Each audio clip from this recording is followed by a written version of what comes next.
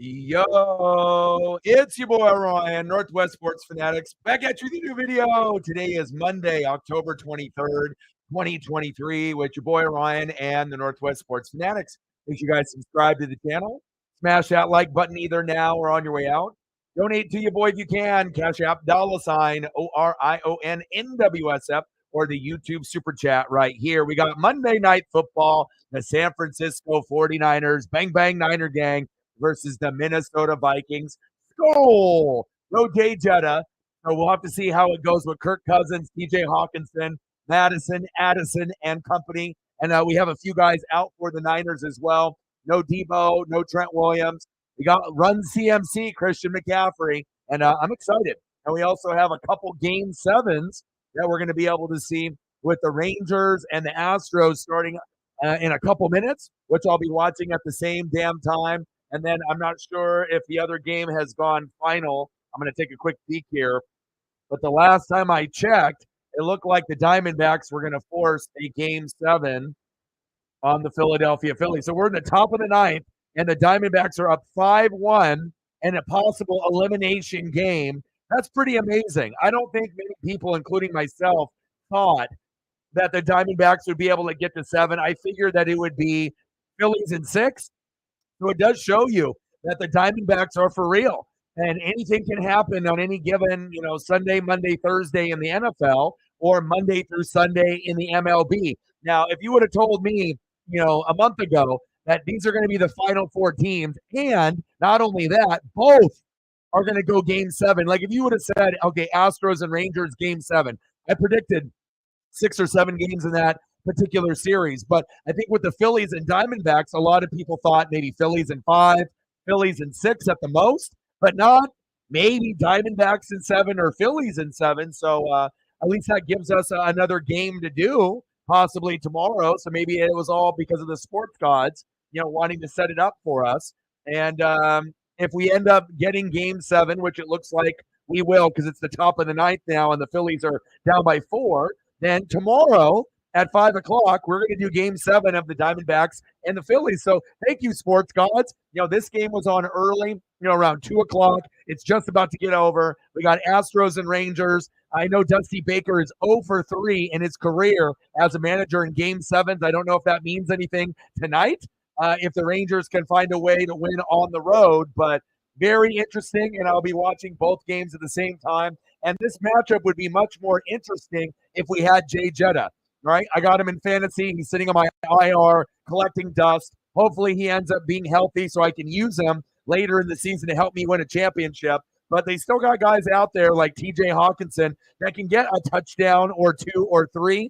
And think about it. It's National Tight Ends Day. We're extending it to Monday Night Football. So there's a very good chance if Minnesota upsets the Niners, maybe TJ Hawkinson will have to get in the end zone once, twice, maybe 3 times, or maybe you'll have Osborne or Addison in there once each. I don't know what we're going to get out of Madison, the running back.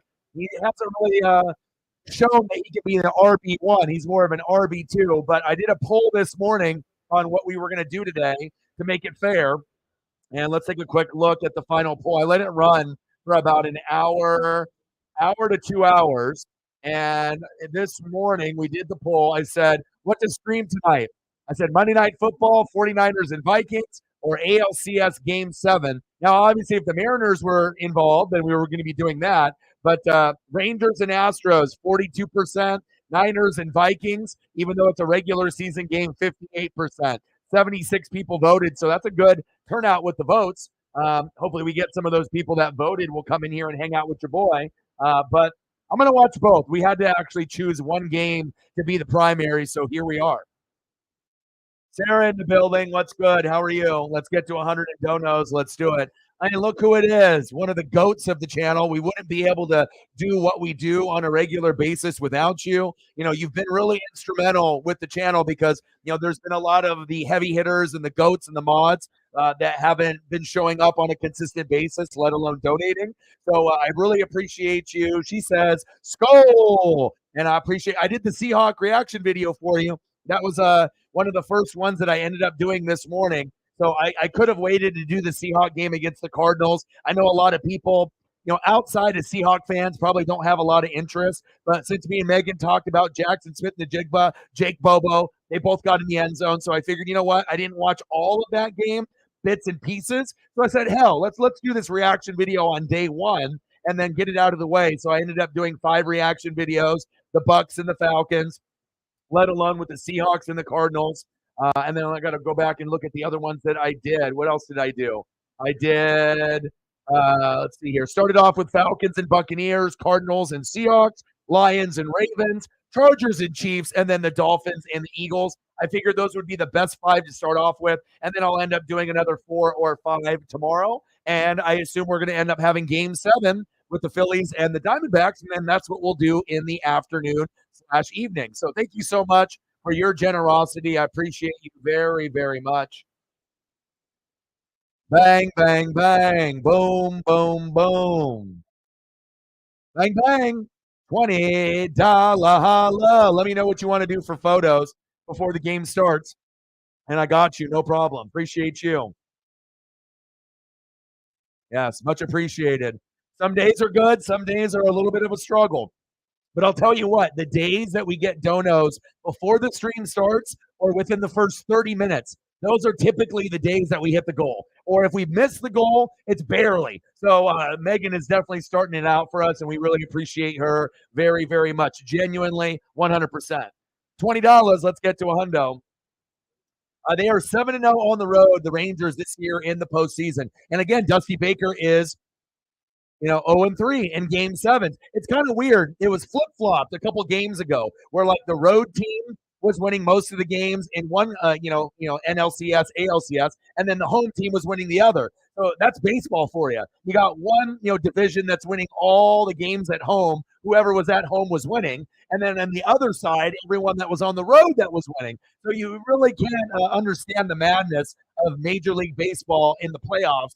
But it is what it is. And I could have never even pictured in my wildest dreams 2 game 7s, but here we are. And, as much as I really don't like either one, Rangers or Astros, I guess go Rangers. But the thing is I think the World Series will be more exciting if the Astros go because there's going to be a lot of people rooting for them to win, Astro fans, and then everyone else on planet Earth that is going to be rooting for the Astros to lose, either to the Phillies or the Diamondbacks. But if the Diamondbacks beat the Phillies, could they possibly win it all? I mean, I'm not sure if we think that they can do that, but either way, regardless of who ends up going to the World Series, Phillies, Diamondbacks, Phillies, that'll be decided, it looks like, tomorrow. And then we got the Astros and Rangers on right now, and I'll be watching both games, and we'll give updates along the way. I did see that. Nick Bolton down for a minimum of 2 months. That's really going to hurt the defense. And hopefully you guys can find a way to fill that gap, fill that hole. We obviously saw Kevin Byard get picked up by the Eagles. I know the Eagles are looking to try to go back to the Super Bowl. And even though Kevin Byard has gone to 2 All-Pro selections, 2 Pro Bowl selections in 8 years, he's not the same player as he was in years past, but he's still good.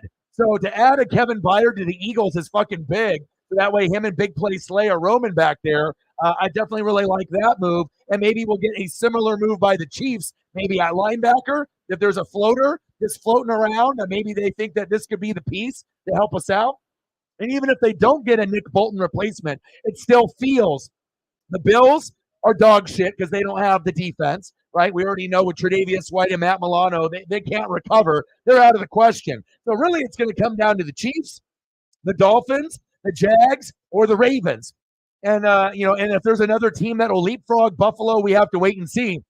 But that's the 4 teams in the AFC as far as today. And in the NFC, we got the Niners, we got the Eagles, we got the Lions, and we got the Seahawks. And that may move up and down, but to me right now, those are the 8 strongest teams that we have as far as today. Now, you ask me next week, maybe some of those teams are not in that top 4 in the NFC or AFC, but this is me with no bias, just looking at the teams and how things are going. That's what I'm thinking as of right now. Keep me updated on Monday Night Raw. Please do. Buzz Perp in the building. What's good? How are you? Oh, no. Nwosu? Uh-oh. That's not good. I was going to ask you if there was any updates, and you just did it. You read my mind, and you actually put it up there. That is tough. And when you tear a pec, I mean, it's done. Left pec, right pec. I mean, I've seen it happen before. Not only in wrestling, but also in basketball, baseball, and football. That is tough. Yeah, well, I think a lot of people would want to see the Rangers, end up, beating the Astros, but it's just like the Astros are so fucking sneaky. I mean, you just don't really know. I think like the Astros are kind of like the Dallas Cowboys. You either love them or you hate them. And it would be really cool to see the Rangers actually beat them. And if they do, they're going to deserve to get to the World Series. But honestly, at this point, with two matchups going game 7, that we thought the Diamondbacks were the worst team out of the four. Are they? Are they the worst team out of the four? Because they look like they're on the same level as the Phillies, the Astros, and the Rangers, especially if most people thought maybe they were going to get swept. Maybe it was going to be Phillies in 5, maybe Phillies in 6. I don't think anybody, besides Diamondback fans that were wishful and hopeful, were thinking, hell, maybe Diamondbacks in 6, maybe Diamondbacks in 7, if we have the sports gods on our side. But I don't know if they really believed it. But now, as we're looking at the scores, I mean, they're getting very, very close. And they did force a game 7. It just ended with a 5-1 score final. And the most impressive thing with the Diamondbacks, they won game 6 in an elimination game in Philly. If there was a time where the crowd was going to be the most lit, it would be that game. But the Diamondbacks scored 3 runs early, and then Phillies weren't able to really recover. It went from 3-0 to 3-1, but they weren't able to get anything really past that point. So pretty crazy. Michael in the building. What's good? How are you? How you liking that Kevin Byard move, man? I like it. Sometimes when you trade from an old school vet, I'm like, no. You guys gave up way too much draft capital, or you traded a player that maybe you shouldn't have. But I totally 100% agree with the move. Edmonds, for Byard. Byard isn't the same top 5 safety in the NFL anymore, but he can solidify that back end with big play slang. And what we've noticed with the Eagles, right, their front 4, pretty good. Linebackers, from time to time, play good, but there are some kind of holes there and some mishaps from time to time. But the biggest bugaboo is the secondary. We know Big Play Slay can make the plays, but he can't do it by himself. So to bring in a Kevin Byard, who is a potential, I don't want to say he's a Hall of Fame safety, but I was going to say early in his career, it looked like if he kept up the trajectory, that Kevin Byard could be in consideration of maybe a Hall of Fame bid down the road if he kept it up. But he went to 2 All-Pro first teams, 2 Pro Bowls. He played 8 years. So I'm not so sure if that's necessarily Hall of Fame. He's just a really good player. He's not the same as what he was, because anytime you get closer to 30, you start to drop off a little bit. But I still think it's going to be a big move. And you can tell the Eagles are all in this year with the brotherly shove, the tush push, Jalen Hurts. They know they got a number 1 schedule. It's tough, but I wouldn't be surprised if we see the Eagles or the Niners in the NFC Championship game, maybe even against each other, or maybe even in the Super Bowl. So Chiefs are trying to get back to the Super Bowl. The Eagles are trying to get back to the Super Bowl. Who will be the team that might be able to contend with them? The Niners? Maybe.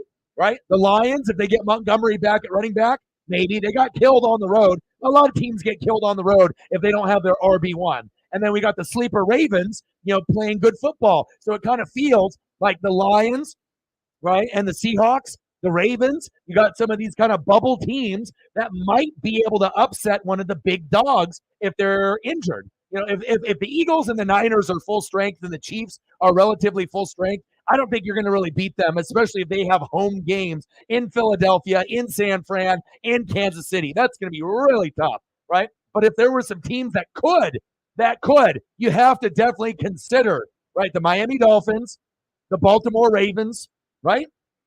Right? And who else? The Jacksonville Jaguars. They have that good balance. And on the NFC side, you got the Niners and Eagles at the top, right? But we also have the Lions and the Seahawks that could, if everything goes right and then the other teams have some injuries, could maybe give those other teams a little bit more than they think they can handle. You still got to think the Niners and Eagles are the best, but you never know. Like I said, we've seen the really, really good Lions dominate, beat the shit out of teams, and then they went with no David Montgomery all the way to Baltimore and then got their ass kicked. So, every week, you're going to be able to see how a team responds, at home on the road? And can you win when you're injured? And with the Detroit Lions, the answer is no, you cannot. If you don't have David Montgomery out there, you're not going to be able to win too many games. Like I said, Gibbs, he's all right, but he's more of an RB2. He's not that bruiser back like Montgomery is that can do 20 or 30 carries. So we'll see how it goes here.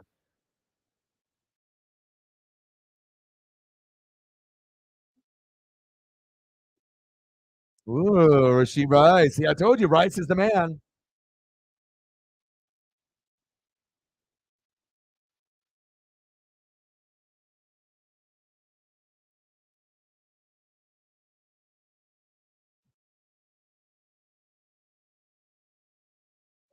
Thank you so much, Odin son. And I appreciate that very, very much. Thank you. See, when you get representation like this and we actually get people showing up and showing mad love, it definitely is a snowball effect. And here we go. We got Megan with a 20, Odin with a 30. And look at that. Just like that, we're already halfway to the goal. And then we just started kickoff.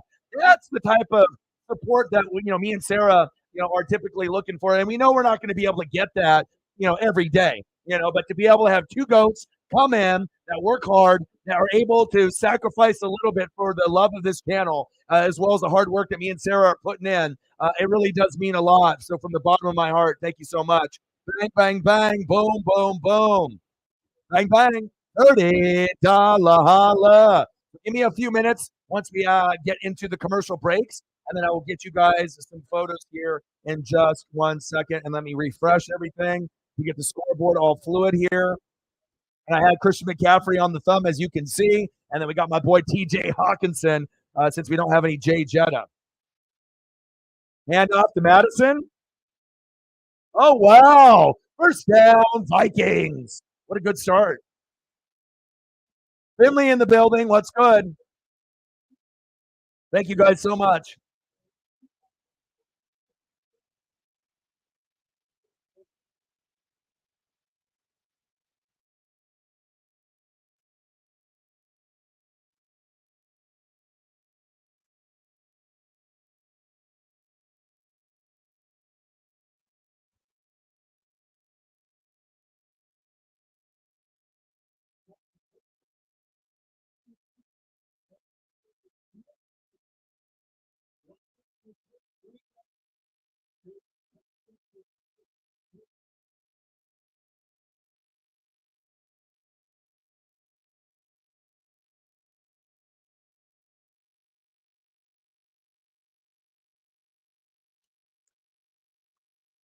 Cousins, Madison, Ham, Osborne, Addison, Hawkinson, Darrisaw, Risner, Bradbury, Ingram, and O'Neal. And keep me updated with the baseball as well. I'm going to pull it up here in just a second. Shotgun set for Kirk. Second down and 10. Cousins. Intercepted. Or is it? Wow. Ward with a pick already. That was huge.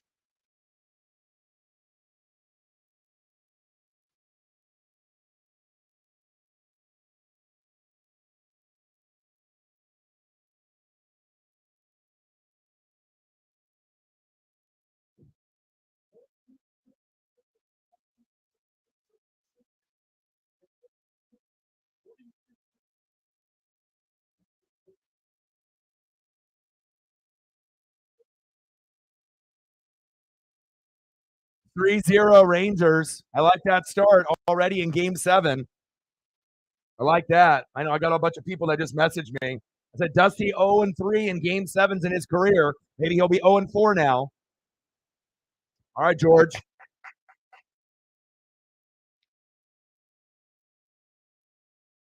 And it's funny too. I was looking at some of the comments and stuff through like the Chiefs and the Chargers. It's like you can still be like top 10 in certain categories or top 3 in this, but if you look at the eye test, I'm not sure if anyone really thinks that game in and game out the Chiefs are going to play like a top 5 or top 10 defense. At times, they're going to play pretty good. Good deflection, good batted balls. But I feel like as far as interceptions, sack lunches. You're not going to get them every game. Like I said, I feel that some of these kind of like bandwagon Chief fans that think that I don't watch every single Chief game. It's like if you look at the eye test, rather than the stats and the analytics, and if you actually would tell people that the Chiefs are in the top 5 or top 10 in some categories on defense, it sounds like it could be believable, but others, it doesn't really feel like they're that good. Sometimes it feels like they're good, but they're still giving up a lot of yards and a lot of points. So, for people that think that we don't watch film here or we don't watch the game, sometimes you have to do it based off the eye test alone, not just stats and analytics. Like, oh, we're top 3 in this, or oh, we're top 10 in this. Oh, you're not watching the games. Well, let's be honest. Other than Chief fans that are watching the game, or even Chiefs fans themselves, they don't look like a top 10 defense every week.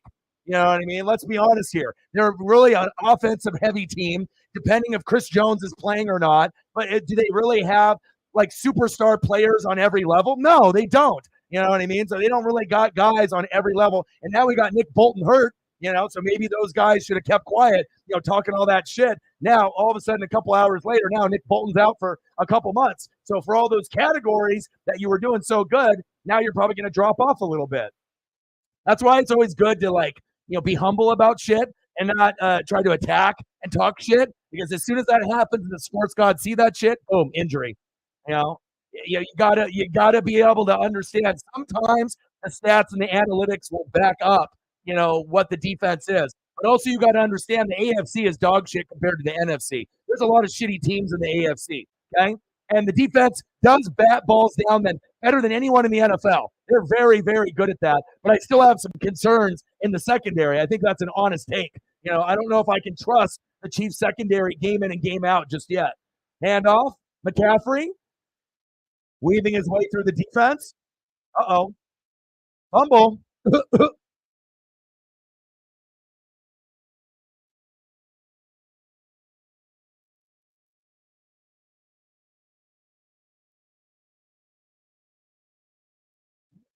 That's tough.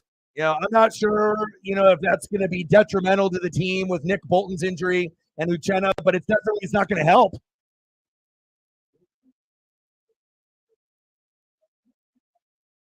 Yeah, and also too, they had that graphic that like Patrick Mahomes, is like 42-3 against the AFC West. I mean, that's a little ridiculous. But it really shows you how shitty the Chargers, the Raiders, and Broncos have been. And Mahomes has only lost 3 times. So if you think about that, that's like 6 fucking wins, out of how many that you get each year. And we know the Chiefs are the cream of the crop, of the AFC. But also remember, when you're beating up on teams that have shitty defense, I got to be able to see it against the upper echelon. Let me see the Chiefs versus the Bills in the past when they had a defense. Let me see the Chiefs versus the Ravens. Let me see the Chiefs versus the Jags. You know what I mean? Before we actually kind of get a little over our heads there.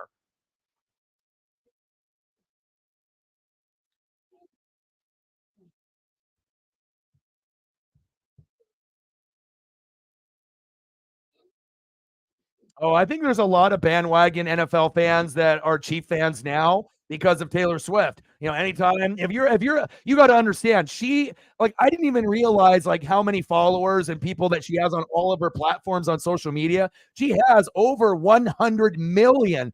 Okay, so if you have over 100 million, I mean, even if you're talking about Drake and some of like the most famous of the famous, but if we're talking females, she's like number one, like even over like Beyonce, and Beyonce was up there for a while competing with her, but she doesn't really put out music anymore that really gets listened to as often as like a Taylor Swift, where it's like you're kind of a little bit more mainstream. Beyonce kind of had her time.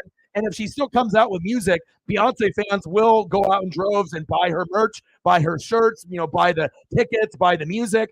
But I feel Taylor Swift is on kind of another level. And if you got 100 million, Swifties that are following you, regardless if they're football fans or not, that's the whole reason that they're showing her, obviously putting her in the NFL.com header, early in the season, because they obviously know that, it's going to help the NFL to be able to make more money, to have more jerseys be sold and more merch being purchased. Maybe those Swifties actually get tickets to go to an NFL game, and then they can end up being NFL fans. But the one thing that I do want to be able to point out there is, as annoyed as I was with Taylor Swift getting all the TV time and then the handshakes and everything that they're doing. I don't really mind it as much anymore. It's as long as they're not showing her like 10 times a game. But one thing is that it does show you, regardless if the relationship is short term or if they actually end up getting married. Like, remember when Beyonce and Jay-Z started dating and said, Jay-Z, Beyonce, they're going to leave one another at one point or another. Jay-Z will find another girl. Beyonce will find another dude. It's not going to last. And now we look 20 years later, they're still together. I think maybe Jay-Z did some stuff on the side when Beyonce was pregnant, but they're still together, right? So we don't really know how long-term or short-term the relationship is going to be, but at least she's there and she's supporting, even if it's short-term. And obviously, if you look at Travis Kelce's numbers, his numbers have gone up. When she shows up to games, he plays better. So it should tell you when you actually get support, whether it's short-lived or long-term, it feels good to be loved. It feels good to be liked. It feels good to be appreciated and actually have someone believe in you and cheer for you, and you play better. And so, I think that's the one thing that we haven't really talked about is like everyone's hating, including myself, at the beginning of the year because it was just too much. But he is making him play better. So if you're a Chief fan, you can't be mad with that. Tipped in the air, incomplete.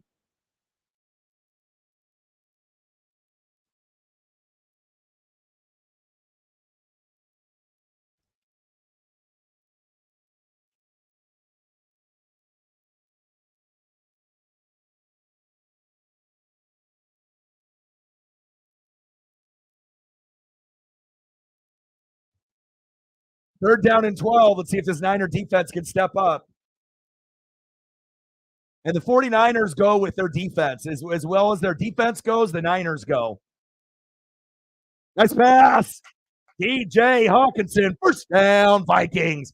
Megan and Odin's son, I know you guys put in what you guys wanted to see up there with the chat. If you could end up, typing in what you guys want to do for pictures once we end up, going into the commercial break based off your $20 and $30 donation. I can scroll up, but since more comments are coming in, it would just be easier for me to be able to see down at the bottom, and then I'll get you guys some photos when we get to the break. And we got Astros and Rangers game 7 on right now as well, and we're knotted up here at 0. No Jay Jetta, but we'll see if Cousins can get the passing game going. Addison, USC product, short gain.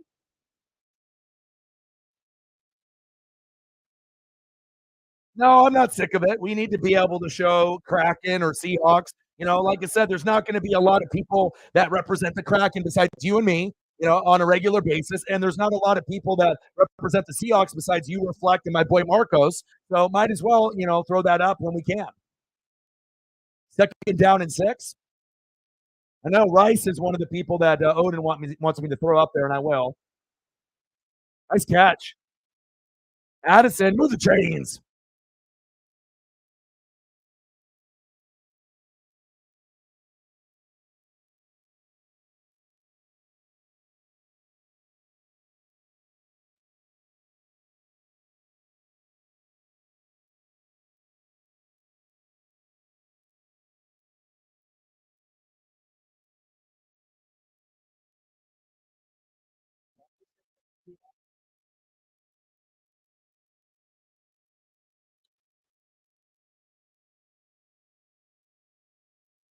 Dougie Hamilton, okay. Menahu. First down and 10, handoff. What do you think, Odin, son? Like honestly, based off your defense, you can be like top 10 in certain categories. Obviously batting the football, footballs down at the line of scrimmage. You guys are the best at that. But if you were just doing an eye test and you weren't really looking at the stats specifically to see what they ranked, what would you think that the Chiefs' ranking on defense would be this year, honestly? Do you think that based on all the games that you've watched this season that you look like a top 10 defense or no? Because I feel with like some of the bandwagon Chief fans, it's like, when we look at the eye test and they don't look like necessarily a top 10 D besides the D line batting the football down, then they got to go to the stats and analytics and be like, look, we're top 10 here, top 5 here. But if you're playing shitty ass teams and you're still giving up a shitload of yards, I mean, it's not like you have a 49ers D or an Eagles D or like a Cowboys D when they were healthy, so it's like I feel that some of those comments are kind of laughable. You know what I mean? Like if you ended up having a stronger linebacker core and a stronger secondary, maybe when Honey Badger was there in his prime, something like that, then I'm like, all right. But it's like besides the D line, I don't really have a whole lot of confidence in that Chiefs linebacker core, let alone the secondary. Do they make plays from time to time? Yeah, but to act like they're game breakers, game changers on week to week, that's ridiculous. They're not. You know. Chris Jones is week in and week out. But besides Chris Jones, is there anyone that we can really say we rely on week in and week out on the defense? Not really. You know, 7. But what about the teams that you've been playing? I mean, do you think the defense is up to par compared to like the Eagles and the 49ers? Because remember, the AFC is not as good as the NFC. There's a lot of dog shit teams in both conferences, but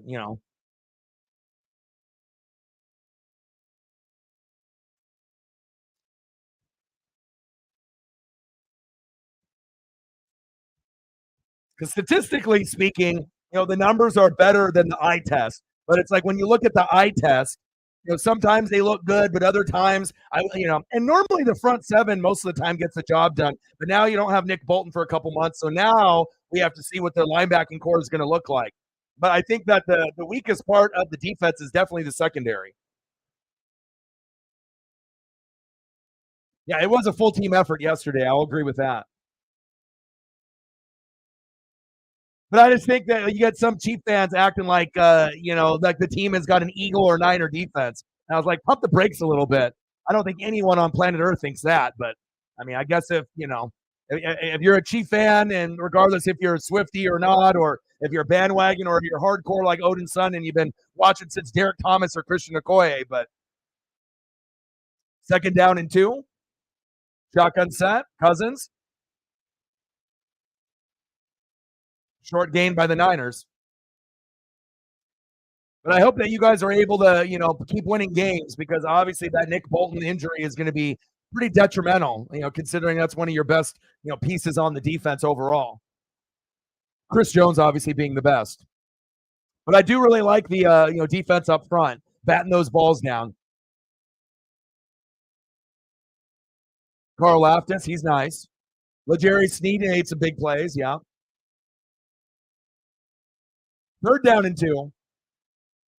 Vikings defense looking pretty good. Niners struggle on the road against Minnesota. Touchdown, Vikings! Would you look at that? Jordan Addison. And it shows you, even though the 49ers are an elite team, history has told us they struggle in Minnesota regardless of who's playing.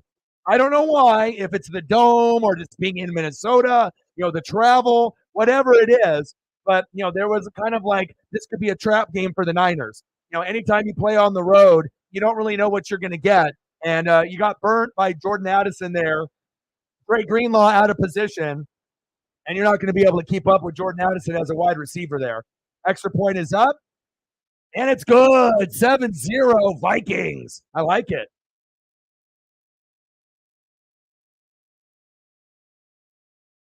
Team to score on the Niners early on in the whole season, huh? Wow.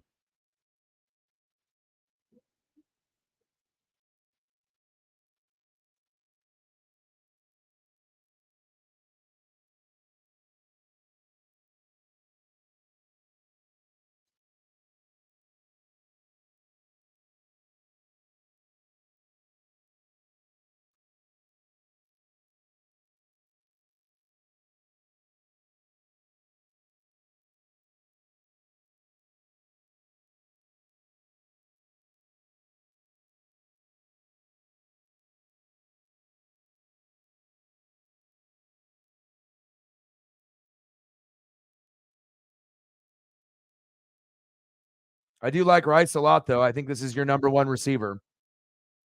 He's shown he's got good hands. He's good in the red zone. He's a good route runner. He's got some speed, and I think we can trust him more than Kadarius Toney, Sky Moore, Justin Watson, Noah Gray, any other option besides Pacheco and obviously Travis Kelce. So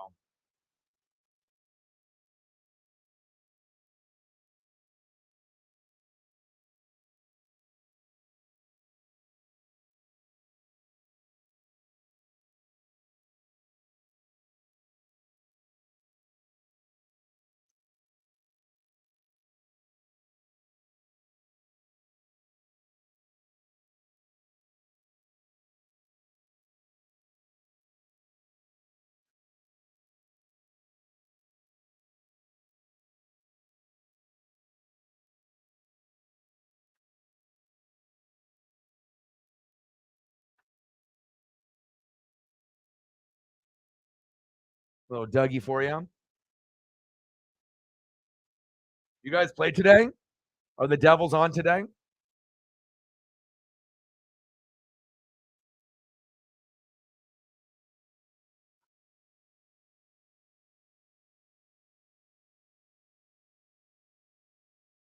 I appreciate you, brother.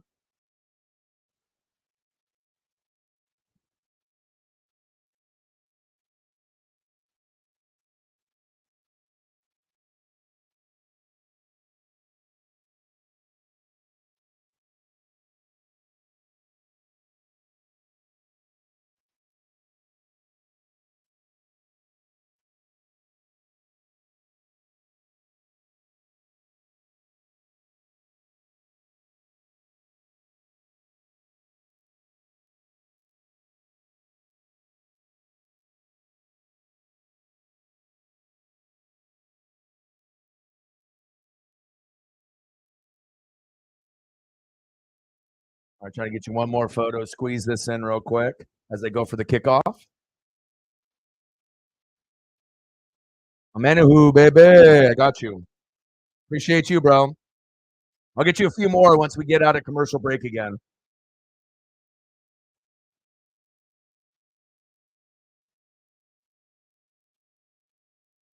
7-0 Vikings.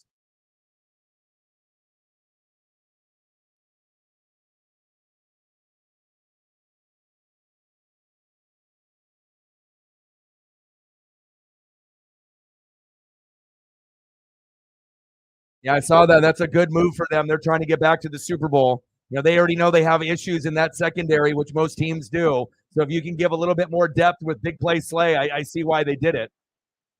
And again, 2 All-Pro selections, 2 Pro Bowl selections. He's played 8 years. His best days are behind him, but still, Kevin Byard, joining a team like the Eagles instead of being on a team like the Titans, like a bottom feeder, he'll probably get motivated to, bring his A game, and he'll probably play a little bit better than he would have if he would have just played on the Titans the rest of the year. And that might be the difference of actually, getting to the NFC Championship game or getting to the NFC Championship game and winning and going to the Super Bowl. Like Byard could be that missing piece for them.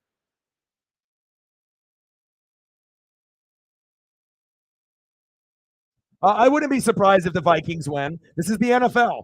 Anybody can beat anyone on any given Sunday, Monday, or Thursday. And remember, no Trent Williams, who arguably is the best left tackle in the game. There's Tristan Wirfs and a lot of other guys that are up there too. But most people would say, Trent Williams, is the best left tackle in the game. He's not playing, and no Debo. So to act like the Niners are full strength, they're not. And Christian McCaffrey is still a little bit banged up as well. So play the Canadiens tomorrow. Nice. I do like the Byard trade. They got rid of nice McCaffrey. They got rid of Edmonds and had some picks, but I thought overall it was a good trade for the Eagles.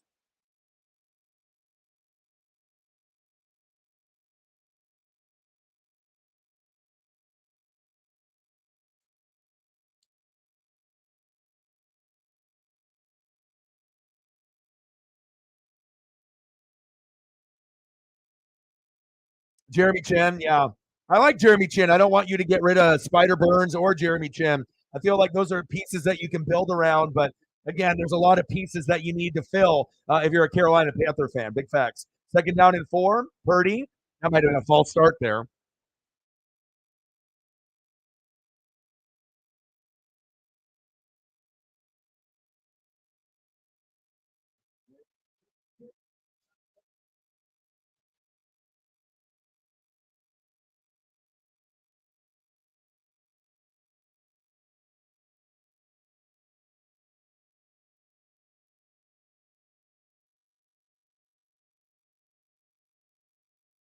So what are we going to do, Megan, about the Kraken? Are we going to get going anytime soon, or is this going to be a terrible year, for the Kraken? Are we going to be able to figure it out, or is it just going to be like a really, really long season for us? Birdie, floater, there we go. Jennings, first down, Niners, bang, bang, Niner gang, move the chains.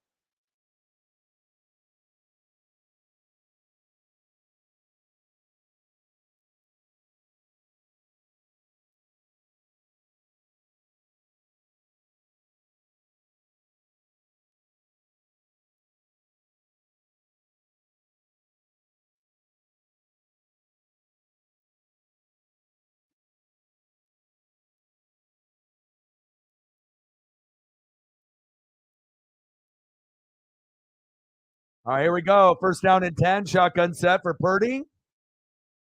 Wow. Overthrew Kittle. I mean, if that was Wembenyama, maybe he would have caught that. I got a couple photos here. We'll squeeze these in for you. For your dono, we got to make sure we get a little bit of love and representation with the Kraken. Things got to turn around. We can't be terrible forever. We need dubs. We need goal scorers. We need to be better on the power play. We need to be more aggressive. And the goalie play is doing the best that we can. But we need to figure it out. And I got a couple Pete Carrolls in here. I'll squeeze in as well. I ain't tired of seeing the same stuff. It's fine. I'll always look for other new photos for you as well. Look at that handsome face. Birdie avoids the sack lunch. Look at him. Look at Purdy. Go, Brock, go. Nice. First down, Niners. Bang, bang, Niner gang. That was nice. Golden Knights and the Flyers.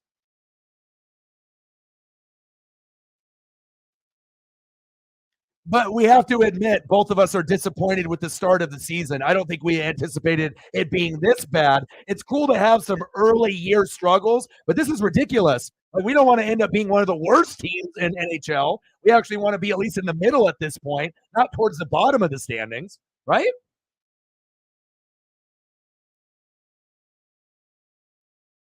Ivar. Skull. Ayuk. Yeah, I know. Injuries have just been brutal.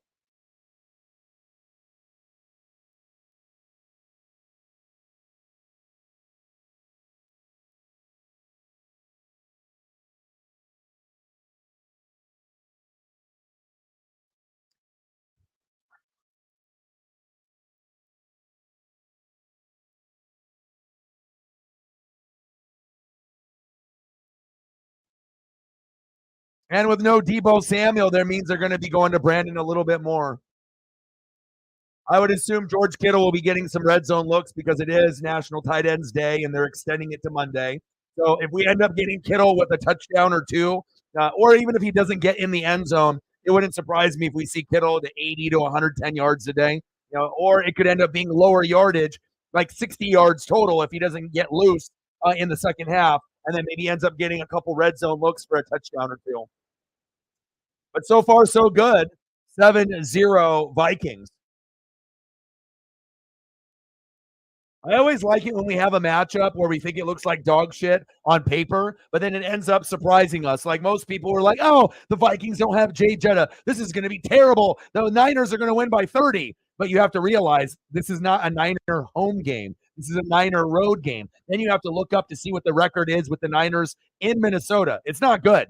They usually lose quite often. So, even though the Niners are not 100%, you would think they would find a way to win. But if Minnesota finds a way to squeak this out, most people would be shocked. But if you know the stats, you'd be like, oh, it makes sense. Obviously, if they have Jay Jetta, then you probably have even a greater chance to win this game. But again, the Niners are not full strength, but their team is still good enough to win. So that's why you always have to dig deeper. Anyone can look at two teams and just think, okay, this is what's going to happen. It's like when we look at like the Jets or the Browns, right? The first thing we think of is Zach Wilson or Deshaun Watson. We don't think the defense. And a lot of times, we just think the quarterback, we think the offense. And if we think the offense sucks, then the team sucks. But we know that's not true. Sometimes you can have a shitty offense like the Browns and the Jets, but have a top 10 defense, Browns and Jets. And every once in a while, those Browns and Jets can beat a team like the Niners and the Eagles. So this is kind of the same scenario. You never can underestimate any team. And especially if you have a really good elite team and they're on the road, there's always a chance to lose. When you're at home, you can win games. You got the crowd, your own stadium. Everyone is cheering for you. But when you go on the road with the travel, everyone booing you, you have to be mentally strong, even though your team has got a lot more potential Hall of Fame players and Jay Jetta's not playing. Oh, we're going to win. But in history, for whatever reason, when the Niners go to Minnesota, it ends up being a dogfight almost every matchup for whatever reason. The sports gods have laid that information down. So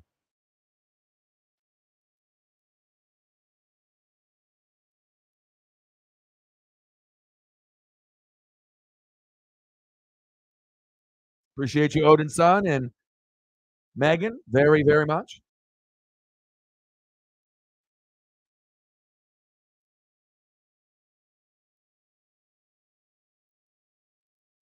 7-0 Vikings.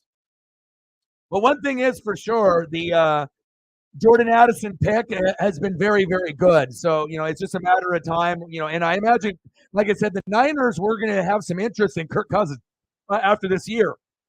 But since Brock Purdy has been playing so well, I don't think they're going to be interested in Kirk Cousins unless Brock Purdy goes down with a season-ending injury this year.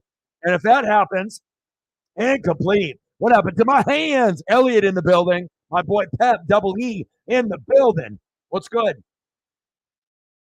But I do think that Kyle Shanahan respects Kirk Cousins as a man. He's smart. And so, if this Purdy situation wasn't going as good as it was or is currently, I definitely think that Kirk Cousins would have a strong possibility on being on the Niners next year. But since Brock is doing so well, now plans have kind of changed. But you're not going to see Kirk Cousins on Minnesota next year. Jake Moody, kick is up. Uh-oh. Not good. And I had Jake Moody, and guess what? I dropped him because I saw the trajectory. He started off really, really hot, and then he hit kind of a wall, and then I dropped him.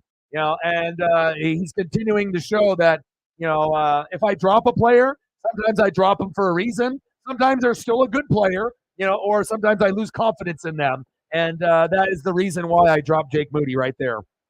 But also another guy that I had, Maher, he had some good games of double-digit points in fantasy. Then he hit a 2, and then obviously this last weekend, he went like 1 for 3, and then he missed an extra point.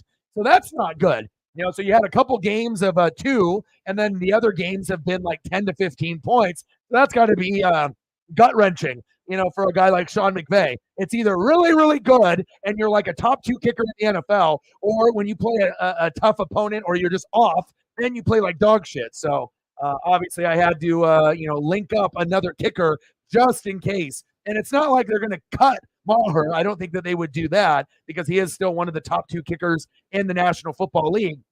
Like Jaime Fairbairn, from the Texans, that's the perfect kicker that you want, and that's who I picked up on the bench to, fill in, especially when they have the Cowboys coming up with the Rams.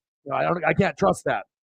You want a guy that gets to the red zone, like C.J. Stroud, right? But sometimes the drives stall, right? They're good. They're a good team this year. They're not a bad team. They're good. They could make a wild card or beat the Jags or be in contention, right? But you're just getting to the red zone many, many times, but the drive stall. That gives you more opportunities for the kicker to get you 3, 4, 5 points, 30 yards, 40 yards, 50 yards. And then obviously you have a better chance of getting 10 points to 15 points with your kicker. Unless you get a kicker, that is getting many, many opportunities, field goals, and extra points. But sometimes offenses, they start to get more touchdowns and field goal opportunities. And that's what was happening with Moody. In the beginning, it was like field goals, field goals, field goals. I was like, yes, this is one of the best offenses. That's why I had Maher and Moody. But then they started getting only touchdowns. And I was like, uh-oh. I was like, I don't like this because if the Niners are so good and they're only getting touchdowns, I'm only getting 1 point for those extra points. So if they get 5 touchdowns, I'm only at 5.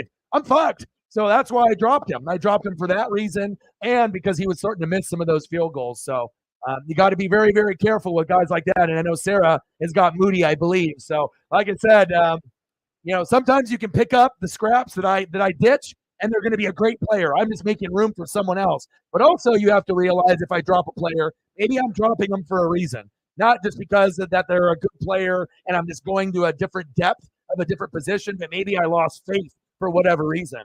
And do I still think Moody is a decent kicker? Yeah, but that's not a good sign, especially in fantasy. Oh, yeah, definitely keep both all year. Absolutely. Both are top 10 defenses. But again, the Browns defense is only going to be good if the offense can give them a breather. If the offense with Deshaun Watson, if he gets hurt and the offense stinks, then the Browns defense isn't going to be as dominant because they're going to be on the field more and they're going to be giving up more points like they did with the Colts. So some games the Browns are barely on the field on defense and they're dominant and they're putting up 10 to 20 points. And then the offense is doing really, really good. But then when the offense stinks and the Browns defense is out there, even though they're a top 10 D, they're still going to be prone to give up 20, 30, 35 points if they get tired. And that's what happened against the Colts. But I would keep both.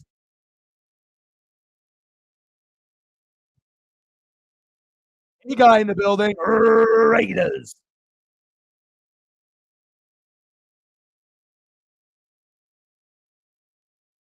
I know I saw that. You got Ross in trouble, Bolton with the injury. That's tough. Handoff, 7-0 Vikings.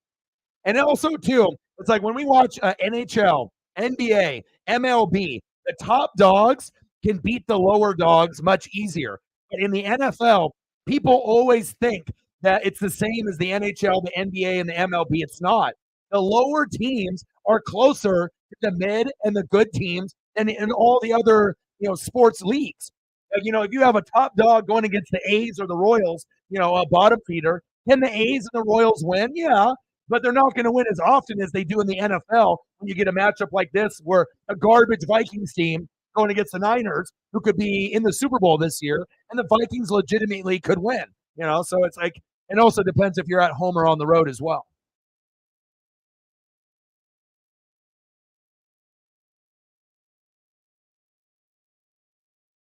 In the league that you have the Ravens and Browns, is that the league that you have the Niners also, or is that a different league? Because you don't need three defenses. Like I said, if you have other problems that you need to fill, you only need two. Like I said, you can have one and then have a backup so you can go back and forth, but you don't necessarily need three, especially if you have problems. As well as kicker, you only need one or two. You don't need three kickers. Especially if your running backs and wide receivers are weak. You would rather get depth there rather than having three defenses, three kickers. It doesn't make sense to do that. Like for me, the most defenses I carry at the most is three, but I don't do it that often. And that's if I have issues or I'm looking at matchups. And then with kicker, I don't do any more than two. First down, Vikings. But I'm always trying to get points every week with kicker and defense because I feel if you win the kicker and defensive battle, and you can get 20 to 35 points, you typically win 90% of the time or higher. Regardless of what happens with the top of the lineup, unless you have a dog shit team. So.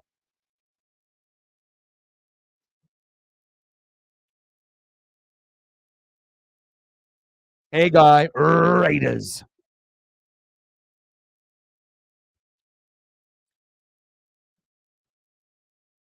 Handoff, good tackle. But it also shows you, if people aren't going through the depth charts and they're not looking at the previous records, if you have major players injured, you're not going to be the same team. You're only going to be that forceful team, that dominant team, if everyone's there. Or to act like the Niners are still going to be the same team without Trent Williams, arguably the best left tackle, not only on the Niners, but in the league, and no Deebo Samuel, that takes away a big chunk of that offense. Running game as well as the passing game. Halfback toss. And most teams don't really play that good on the road either. So Josh McDaniels, coach of the year.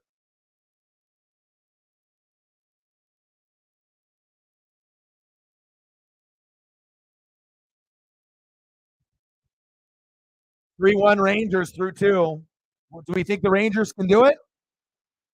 Dusty Baker's 0 for 3 in game sevens in his life. Will it be 0 for 4? I mean, I would rather see the Rangers in there. I mean, I'm sick of the Astros. And they won it last year. Let's have someone else win. Rangers, Phillies, I think would be the best ratings. But if it ends up being Rangers, Diamondbacks, I think that would still be cool too, because you wouldn't know what would happen. Maybe the Rangers would be favored, and then the Diamondbacks would be like the Cinderella, the darling. Uh-oh. Trick play. Addison. Uh-oh. Go, go, go. And you know what that play was right there? That was a Kevin O'Connell, Sean McVay play. O'Connell was, right there calling plays for the Rams when they ended up winning the Super Bowl. That is a Sean McVay, Kevin O'Connell play from the Rams right there. That was brilliant. In normal circumstances, you'd be like, oh, this is gonna be a shit game. You know what I mean? But I saw the injuries. I already know McCaffrey's back, banged up. Trent Williams isn't playing, Debo's not playing, and you're on the road. You typically don't play good in Minnesota. I don't know what it has to do with playing in Minnesota, the air. I don't know what it is, but they just typically don't play well, regardless if the Niners are an elite team or a booty team. It's hard for them to win there for whatever reason. But we find that in sports sometimes. Like there's always going to be like a kryptonite, and it's like an unusual suspect. Like no one would ever look at this and be like, okay, Niners 5-1. The Vikings are dog shit. They don't even have Justin Jefferson. There's no way in hell Minnesota's going to win. And then you look at the scoreboard and it's 7-0. You're like, oh, shit. Well, maybe those injuries are a little bit bigger factor than we thought. I think everyone is glad the Astros are losing besides Astros fans. So,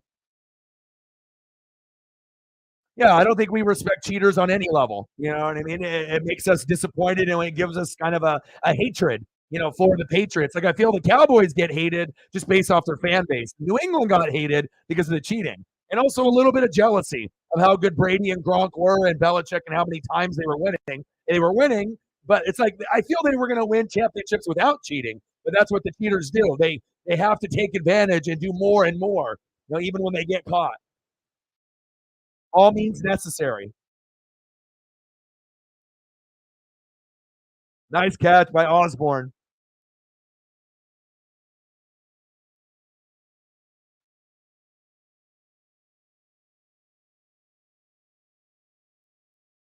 Yeah, he's not a true leader. You know what I mean? He's not a leader. He doesn't have that aura. He's just a guy. John Gruden is better than him. And even John Gruden wouldn't be able to turn this fucking ship around either. They need something different. A different type of personality, like a Bill Cowher, Jimmy Johnson, someone different. Screen pass. Blockers downfield. Oh, my.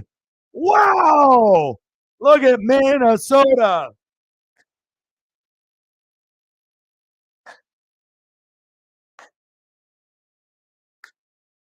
Goal! Wow, see? That's why the NFL is exciting because you don't get these type of upsets or type of play that, oh, TJ Hawkinson's down. Fuck. That's not good. He's holding his leg. Uh-oh. Uh-oh. I put him on the thumb, too. Uh-oh. Hope you're okay, TJ. I can't have you go down with an injury. Hopefully it's just cramps. Cramp dog. Hopefully it's just cramps, not his Achilles. And that's one thing about Kevin O'Connell. You can never forget about him and Mike McDaniel. You get these kind of like younger guys getting a chance to show what they can do. But depending on who they got mentored by, Mike McDaniel, Kyle Shanahan, you see a lot of the similarities in the way they call plays. Kevin O'Connell, Sean McVay. And O'Connell isn't as smart as McVay, but you can see how he picked up on some of those things that him and McVay worked on in LA and then transferred that shit to Minnesota.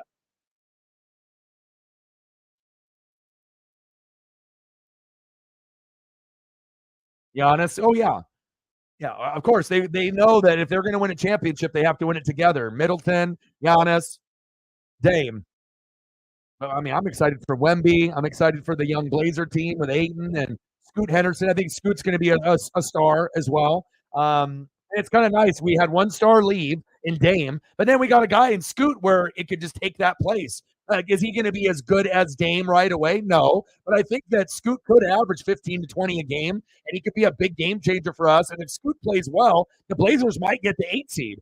Scoot, Anthony Simons, Shaden Sharp, DeAndre Ayton. I mean, we got some guys. We're young as hell, but we're going to be fun. And this will be the first year in probably like 10 to 15 years. I'm actually excited about the Blazers. Wemby. I mean, if you can't get excited about Wemby, then the guy is just a freak. He's a phenom. The guy can go in there for 12 minutes, limited play, and then put up 15 points, 5 blocks, 8 rebounds, and do something that you've never seen someone at that size do at like 7'4" with a wingspan of fucking like 12 foot. It's just crazy. Crazy, crazy stuff. 2 game sevens, very unexpected. I thought most people, including myself, thought that the Phillies would get it done at home, and it shows the Diamondbacks are for real. And also, too, another crazy stat that we talked about before, that every team that beat the Milwaukee Brewers in the playoffs in the last 10 to 15 years, right, when Milwaukee has made it, right, what has happened? That team that beat Milwaukee early in the playoffs, every single time, that team has advanced to the World Series. And who beat the Milwaukee Brewers this year? The Arizona Diamondbacks. So does that mean that the Diamondbacks are going to win Game 7 over the Phillies? I don't know. I didn't think they were going to win today, and they did. So we will find out if we end up getting the underdogs in the Rangers and the Diamondbacks in the World Series, or we'll get the favorites, the Phillies and the Astros. Peyton in the building. What up, Matt? What up, Elliot? How are you guys?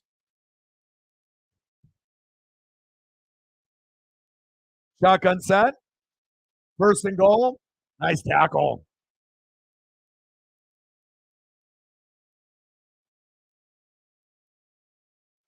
Oh, baby. TJ Hawkinson. You know how long it took me to do this goddamn thumb? Holy shit.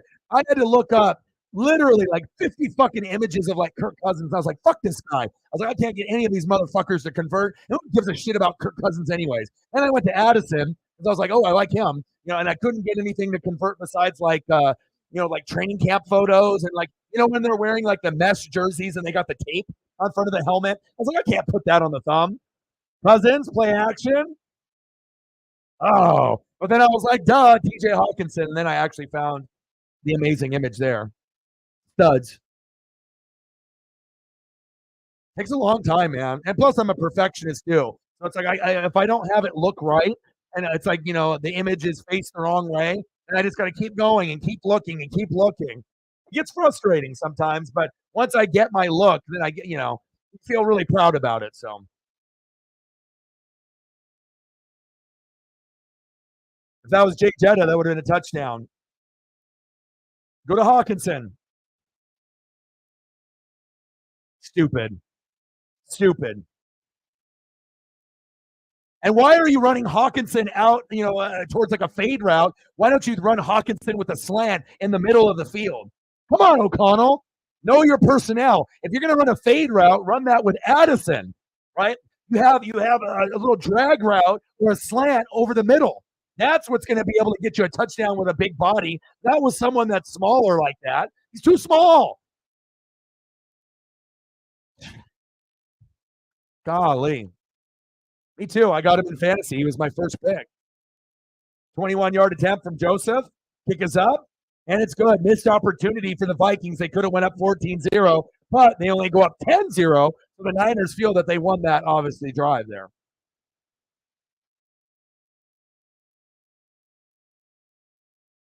I'll try to throw up a few more photos here for Chief Will Chief and, Odin's son and Megan.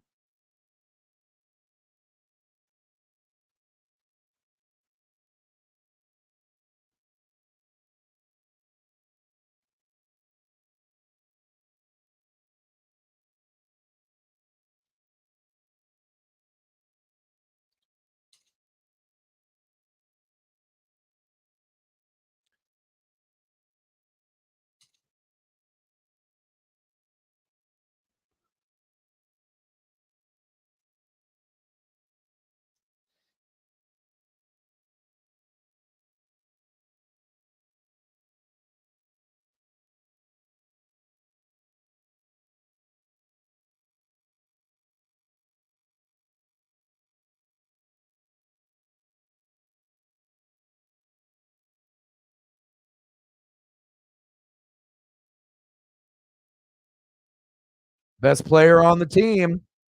Not named Mahomes or Kelsey, baby.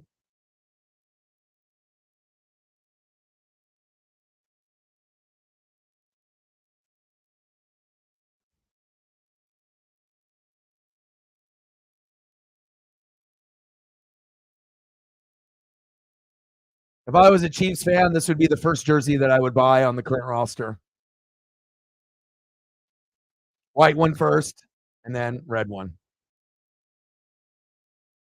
But obviously, if I was a Chiefs fan, it would be impossible for me not to have a Mahomes or Kelsey. I would have to break my rule of getting offensive jerseys, of course, when they're as good as Mahomes and Kelsey.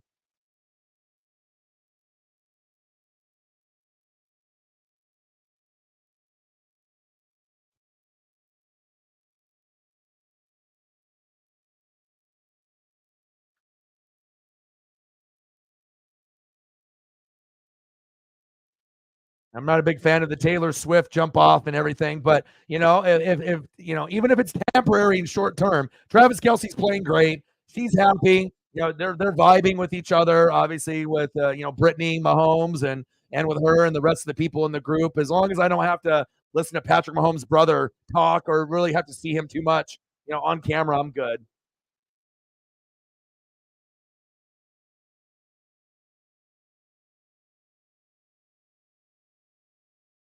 Let's go, baby. Could we see the Chiefs in the Super Bowl again? Very possible. Ravens and Jags and Dolphins have a shot. You know what I mean? But like I said, if the Chiefs have home field advantage, it's going to be very hard to beat them. I feel like the only team that could actually beat them. I mean, I don't even know if the Ravens could do it. If the Ravens were at home, I think they could, but on the road, I don't think so. I think the only teams on the road that would actually have a chance would probably be the Dolphins and the Jags, just because the Jags have such good balance. But maybe the Jags would have to build their team up for one more year. But I feel that Ravens, Jags, Dolphins, Chiefs, those are the top four. Eagles, Niners, Lions, Seahawks. But again, that's just for today. It may change.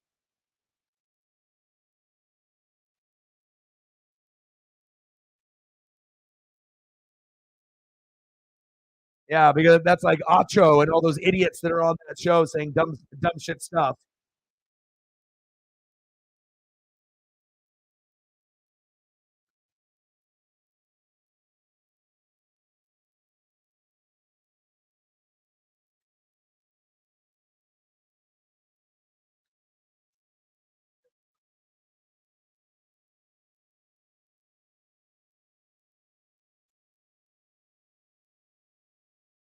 Brock Purdy, kind of good. 21 touchdowns, 3 picks, kind of good.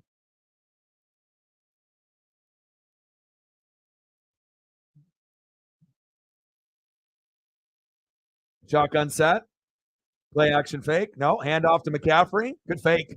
Good tackle there by Minnesota.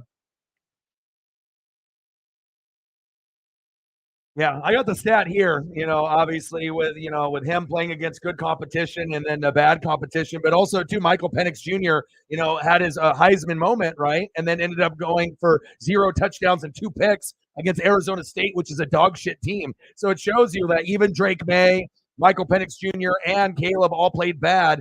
And sometimes when you play better competition, you don't do as well. So, even though this has potential to be one of the best NFL drafts in the last 20 years, we might be a little ahead of ourselves that some of these guys might bust. They might not be that good unless they get the right coach, the right mentor, the right supporting cast, you know? So versus non-top 25 teams, Caleb Williams, 23 starts, completion percentage of 70.3, passing yards 317, touchdowns to pick ratio 78 touchdowns and 7 picks. 78 and 7. That's crazy. But then against top 25 elite competition, 5 games, 51% completion percentage. It drops down 20%. That's not good. Passing games goes from 317 yards to 172. That's not good. And then TD and interception ratio, 6 touchdowns, 6 picks, like you said there in that graphic. So a little alarming. Ayuk, first down, Niners. So, we got to be able to, see these players, against better competition and see how they match up. And, coaching is really going to be a big, big thing for these quarterbacks. Drake May, Michael Penix Jr., Caleb Williams, Quinn Ewers, even though he's got the shoulder with the AC joint, Bo Nix, like any of these guys and a bunch of others. There's about 4 or 5 others that could be something in the NFL. But I don't want to say this draft is overhyped, but a lot of the quarterbacks, when they do play better competition, are struggling. It's a little bit alarming. But hopefully, it's just like kind of a blip in the radar, and it's something that is a concern. But hopefully, if they get on the right team, that we get at least 5 guys that pan out in the draft, and then 2 are elite, 2 are considered top 10, top 12 in a few years, and then we have 3 that are above average. That's what I'm hoping for. But who knows? We might only end up getting 1 guy that pans out and 4 that bust. Yeah, it's going to be tough.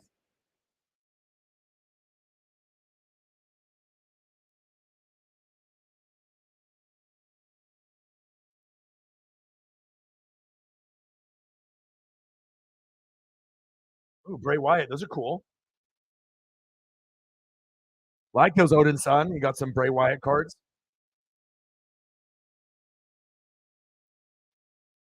Those are cool. Which quarterback do you think is the safest pick? It depends on the coach and the scheme. Those are cool, Odin. I love me some Bray. If I ever get enough, donos and everything, if I can ever get back to where we were last season and we get more support, more heavy hitters, more goats, I'll end up getting you like a Bray auto. Like I'll make sure I get you something really nice, for all the nice things that you've done for me over the years. So I know how much you like Bray. Like I'll either get you a Bray Elite figure or something unique and cool that I would buy for myself, but I'll gift it to you. So, but I like the cards, bro. They look cool. Because I know that I would appreciate a Bray auto, but if there's someone that I know that would appreciate it just as much as me, if not more, it's you. So yeah, no, I could probably end up finding one for like 100, 150, at one point, but like I said, it's not going to be something I can do now because obviously, how things have been going, but hopefully in the near future, if we can get some new heavy hitters and goats to support, then I can actually start doing gifts for a lot of the important people on the channel. So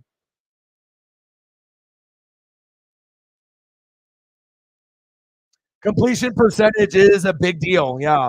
And like I said, I mean, Caleb looks like he's got some of the skill set, to be good, but also whoever gets picked early is going to have that Heisman and then, that first pick, second pick in the draft status. And that could be a real, a real problem, because that's a lot of pressure to live up to being the first pick or the second pick. So, so if we end up getting Caleb Williams and Drake May off the board 1-2, and Michael Penix Jr. goes like 12, maybe Michael Penix Jr. will be the best one out of the three, because he might be on a better team. And let alone he doesn't have the pressure of being the first pick in the draft or second pick in the draft, like a Carson Wentz or a Marcus Mariota, Jameis Winston. You can be good in college, but sometimes that's as good as you get. You cap out. So I don't really know what to expect. I know that Drake May on New England would be a good fit. Caleb, it looks like could be a good fit for a number of teams, but he's going to need a father figure, a good coach. And I don't know how many coaches that are going to be in the running in the top 10 picks are going to be a good fit for him because he's going to need some direction and help. If you start believing into that hype and I'm going to be the next Patrick Mahomes, hell, you might not be. You might be a guy that ends up being a bust or just above average. Like I hope he's not. You know what I mean? But that's something that we have to. It's going to be about leadership. How hard are you willing to work? Like outside of the games. Are you going to be watching film and reading 6 hours a day? Are you going to be working with teammates and doing private drills on your own time with the wide receivers and the running backs? Like, how dedicated to the game are you? Are you trying to be famous? Are you trying to be on Instagram? Or are you trying to be the best in the world? Are you trying to be the NFC Patrick Mahomes? Or are you just trying to be rich? So it's going to be difficult. You got to be able to look at the maturity, and also you got to be on the right team and the right situation. And some of these guys may have to go to their second team and they might not work out right away, but then 2, 3, 4 years later, they go to that next team and maybe that's when the career blossoms. But I mean, if I'm looking at the quarterbacks, Drake May has been very shaky this year. Caleb has looked good, but also looked terrible at times. Michael Penix Jr. to me is probably the most consistent, even though this last game he had 0 touchdowns, 2 picks. But if I had to trust one quarterback out of them all, I trust Michael Penix Jr. the most. The only thing on him, the knock on him, is health. So it's like Tua. He's a lefty. He's smooth. And I feel that if Michael Penix Jr. goes to that right team, that he could be the best one out of the three. Less pressure. Even if Michael Penix Jr. wins the Natty or he wins the Heisman, I feel that he's more mature than the other two guys. I feel he's got his head on straight. I feel that he's a leader like the other two, but he's very selfless. He doesn't care about the individual accomplishments. He would rather win the Natty as a group than a Heisman. So that tells me, following his career in high school at Indiana and at the Huskies, to me, he is the most mature, and I like lefties. So I feel that that is the safest if I was going to go for a pick. Now, am I saying that Michael Penix Jr. should be the number one pick? Probably not, but if I was looking, I mean, unless he ends up winning the Heisman and, they win the rest of their games and maybe he ends up going to the championship game. But if I'm looking at the film, he looks like, to me, the most polished, the one that I would trust. And I know that he's dedicated and he's got a really strong family bond. I know Drake May's got brothers, and he's got a good family bond there. And Caleb to me, it seems like he might be the one that could have the most athletic ability, but also he's got the most distractions. Thinking that he's going to be the next Patrick Mahomes, and if you get in your head like that, that could be bad. So if it's me, I'm going to go Michael Penix Jr. He to me is the safest, and I think that he'll be like Tua, maybe even better. He'll be somewhere between Tua, Michael Vick, Steve Young, and he'll be somewhere in the middle. I don't know if he'll be as good as Steve Young, but I think he can be better than Michael Vick and right there with Tua. And then we'll have two lefties. But like I said, if Tampa was in the running and I had a choice between all the quarterbacks, Michael Penix Jr. would be my first choice. Now, if the completion percentage and the wins and losses were better against top 25 people, I would say Caleb. But there has been some concerns watching him. And like you said, guy, completion percentage, right? That's the number one thing you want to look at. When you're playing against good defenses, are you a good decision maker? And for it to drop down 20% from 70 to 50, that's not good. So when you go to the NFL, if you go against like a dog shit team, you might do well. But what happens if you go against the Niner or Eagle defense?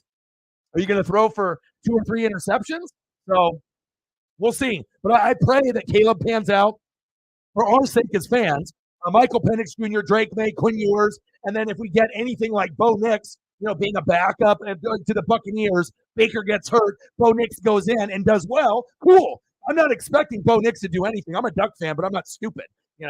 Really the only guys that have potential to me, are, obviously at the top, you got Caleb, Drake May, Michael Penix Jr., and then Quinn Ewers look like, he could be maybe a starter. But now with that AC joint, I might have to take him out. But now we got 3. And if I had to trust one with no bias, I think Michael Penix Jr. is the best one. He's got the best spiral. He's the most mature. He's a lefty. He's got, he's well grounded. He doesn't let the hype, get out of his, out of his control. I think he's the most grounded, the most mature. And go. First down, Niners. But that's, and I watch a lot of college football. I watch a lot of, Pac-12. I watch everybody.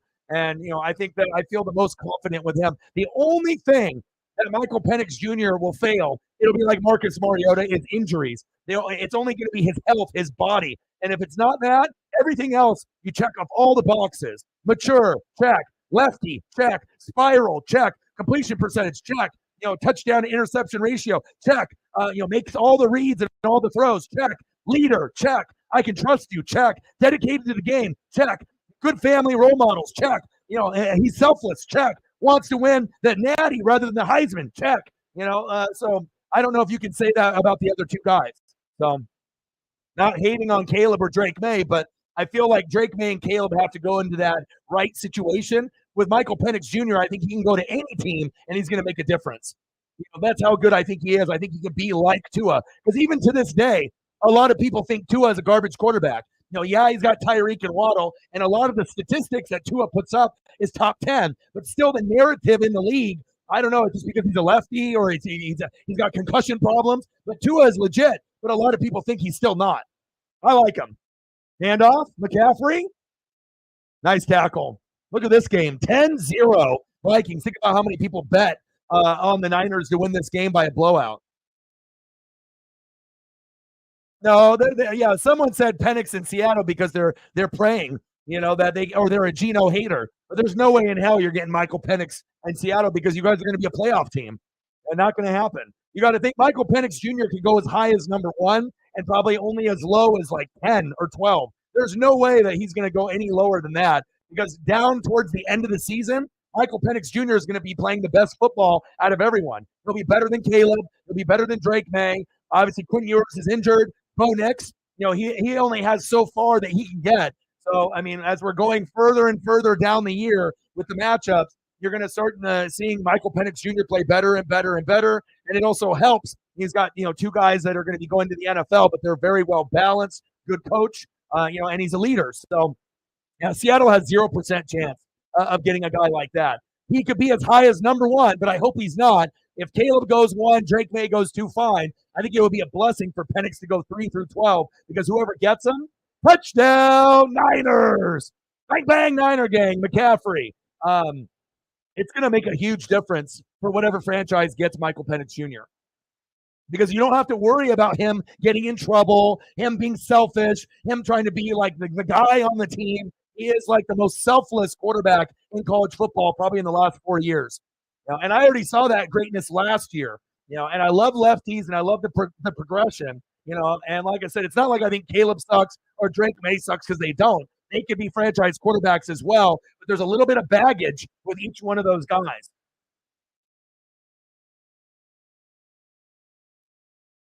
And that's just an honest assessment.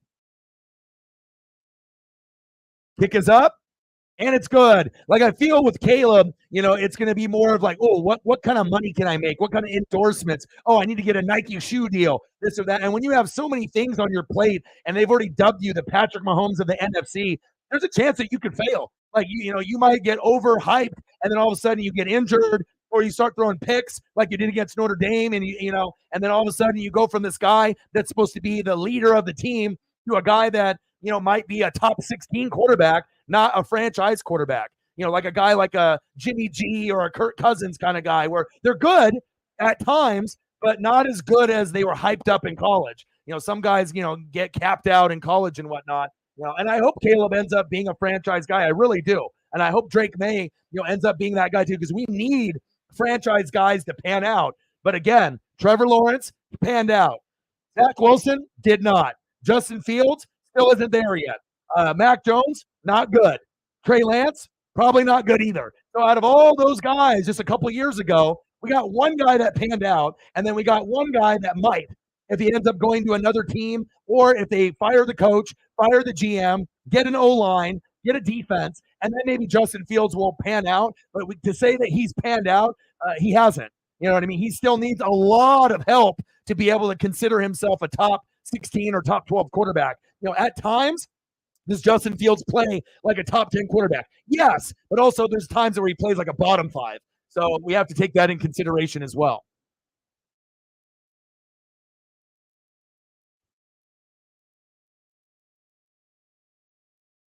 Yeah, and like I said, the Seahawks are too good.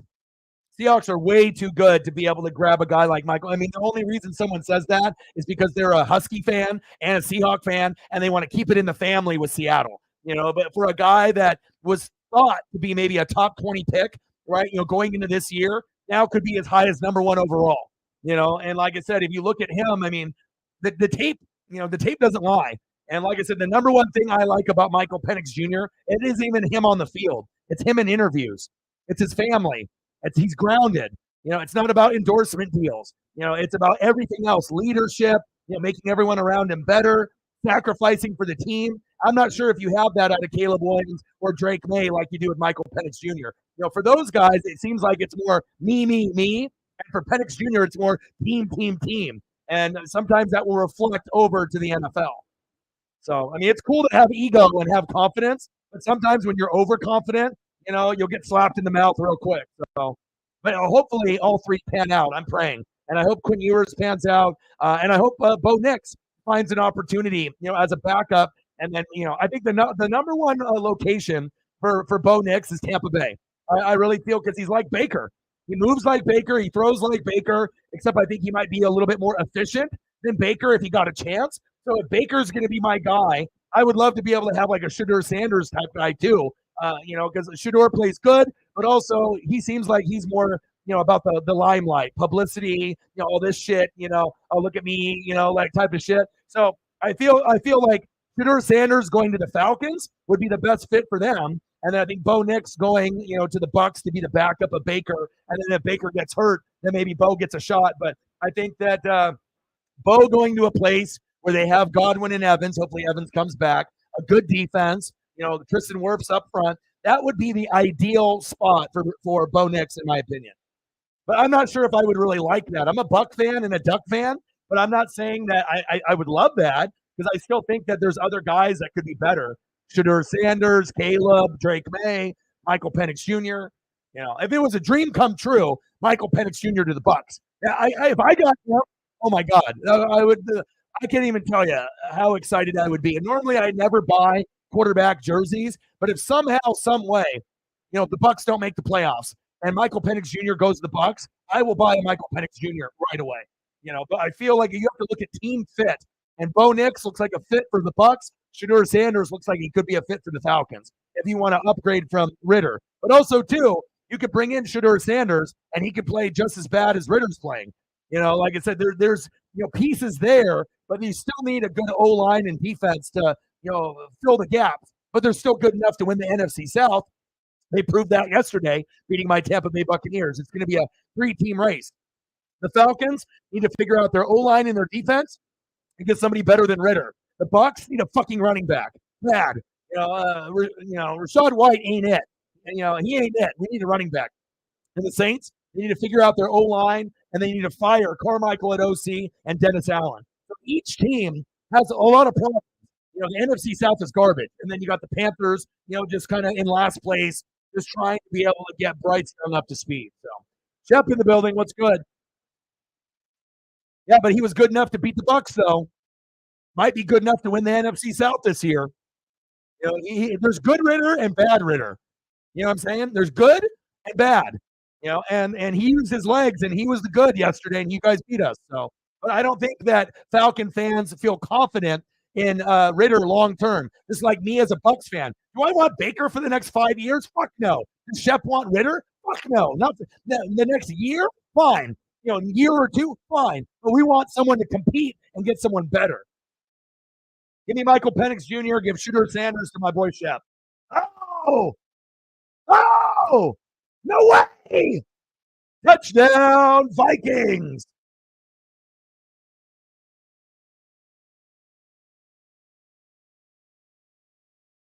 Jordan Addison. Ooh. Wow, baby.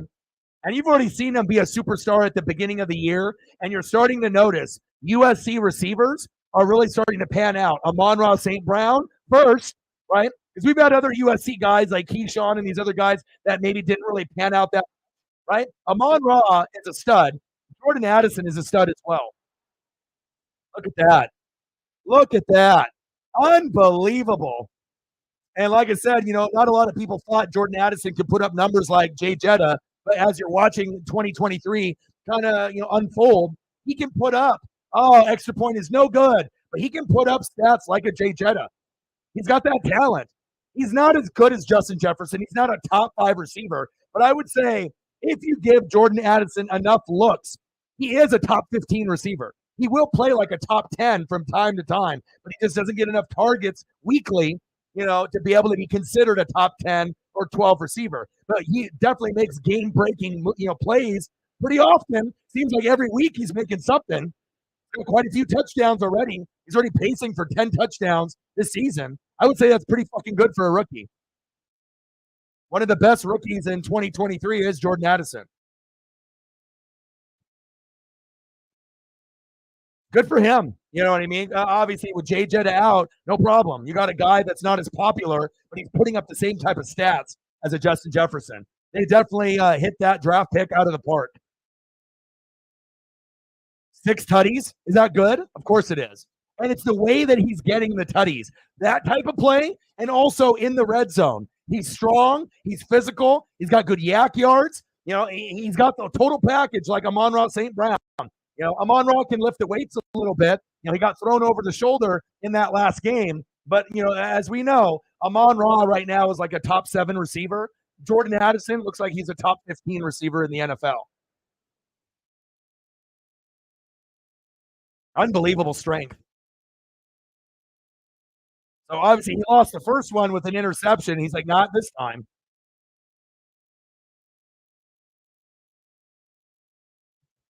It's cool to be able to see the narrative change. Like Ducks quarterbacks can't pan out. Now we got Justin Herbert. Oh, USC players can't pan out. And then now we got Amon-Ra and fucking Jordan Addison. Kind of this is breakout game on Monday night. Like, I think people knew that Jordan Addison was good, but I don't think people realize that he's this good. That if Jay Jetta is injured, no problem. And now when Jay Jetta comes back, now you got 2 guys that you have to double team. And then you got Hawkinson in the middle. It's a nightmare. It's a matchup nightmare. So the Bucs can have no. You can have Ritter. Ritter's dog shit. Ritter's like my toilet paper down the toilet. If I had a choice between Ritter and Baker, I would go Baker. That's how bad Ritter is. So, and you know it too. Trap game, man. But again, you have to look, past the black and the white, the gray. What's the record for the Niners against Minnesota and Minnesota? Not good, right? Are the Niners injured? Yeah. Is Trent Williams playing? No. Okay. Is Debo out? Yes. Well, like I said, Trent Williams and Debo were playing. You think it would be 16-7? It wouldn't.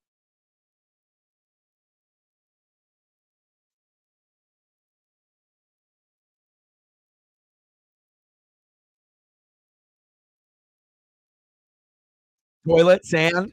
But the thing is, right? Even though some games Ritter plays like shit, there's other games Ritter plays really good, like Baker, like efficient on third down. Sometimes he'll throw for like maybe two touchdowns and maybe run one or two in. Like there's moments. And remember, Ritter played with Sauce Gardner, and they went to the playoff.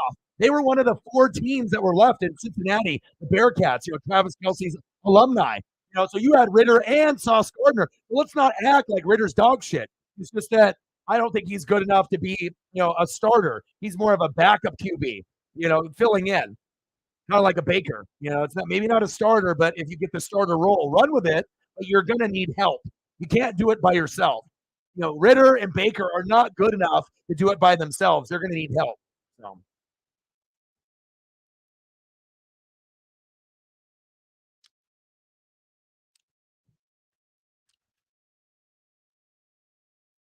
Yeah, okay, but besides Amon Ra and now Jordan Addison, name another wide receiver from USC, in that Matt Barkley era or any other era that actually panned out in the NFL. You think Robert Woods panned out? Fuck no. Robert Woods is okay, but he was a lot better in college. Mike Williams, Robert Woods. But you had Keyshawn, number one pick. But Keyshawn was just a possession receiver. He helped me win a Super Bowl, but Keyshawn wasn't like Justin Jefferson or or Jerry Rice or anything like that. He was a good receiver, a possession receiver that loved to run his mouth and talk shit too much, right? But he didn't pan out to be the number one pick in the draft from USC. You know what I'm saying? If you're going to get picked that high, you need to turn into Megatron, Jerry Rice, T.O., Randy Moss, and he wasn't that. You know what I'm saying? So, yes, the quarterbacks get criticized at USC, and maybe things are going to start to change a little bit with the Ducks and with USC. We can get quarterbacks to pan out, but also receivers. Not some guys pan out and some guys don't. Some guys are good, but they don't get great in the NFL. They kind of cap out. You know what I mean? But look at Amon Ra. Amon Ra now, even though he's doubted and hated, hated on. Now he's like a top 7 receiver, and eventually he'll get to be top 5, and no one will be able to deny that fact. Now you got Jordan Addison, putting up these numbers like that. And imagine if he puts up 10 or 12, he's going to be considered, like a fringe top 10 receiver in the league. There's going to be other guys there, and he might be a lower name, but he's the best receiver in this draft.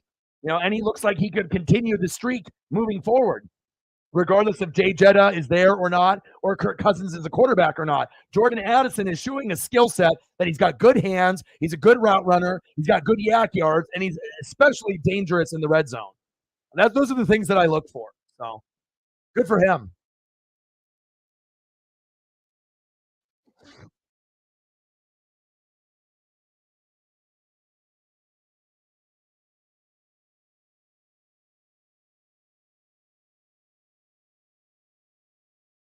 Right. And Drake London has a skill set. Michael Pittman has a pretty good skill set as well. Right. But, like I said, even as good as Drake London and Michael Pittman are, Jordan Addison could be better than those two. It all depends on targets and then also how good you are in the red zone and if you're able to get yak yards. Jordan Addison's a lower name guy, but at this point, Amon Ra is the best one out of them all, and then now you're going to have to look at probably, Pittman and Addison probably tied, and then Drake London behind them. But if Jordan Addison keeps playing like this, he's going to surpass Pittman undoubtedly, and he'll be number 2 behind Amon Ra. Right now, Pittman and Addison are kind of neck and neck. Most people would say Pittman is better, right? But Addison is creeping. And if he keeps, doing this and putting up, these kind of touchdowns, he's going to surpass Pittman, and he'll be the number 2 guy, behind Amon Ra. Will he ever be as good as Amon Ra? I doubt it, but he'll be damn good. He could be a really good number 2, like a Chris Godwin. I mean, you don't see rookies play like that, especially at wide receiver. You know what I mean? So it's nice to see those USC guys panning out. Even though I'm a Duck fan, I'm just keeping it real. To me, Drake London's a little overrated. I feel that I can't count on him week in and week out. He kind of takes plays off. He's not as good as Michael Pittman. And if I had a choice, to choose between London, Pittman, or Addison, I'm taking Addison and Pittman over him. Like, at this point, London is, behind Amon Ra, and then I would probably go Pittman, then Addison, but very close behind him, and then London behind him. Like, I don't know. I just don't trust Drake London game in and game out. But again, if you get a better quarterback that goes to him and they can build chemistry, then maybe we can get his name up there, with Pittman, Addison, and Amon Ra. It's not like I think Drake London sucks, but even you, Shep, as a Falcon fan, you have to be a little disappointed with Drake London because I watch all your guys' games. In some games, he plays great, but other games, he's nowhere to be found. So, all right, I'm going to go put this drink away and go see what Paisley Pup is up to. Surprising score, huh? That's why we do these games. 16-7 Vikings. And again, remember, the season is long. Elite teams, will still lose 3 to 4 to 5 games. And if you have injuries, shit happens. You're going to lose. Jake Bobo, touchdown, Hawks.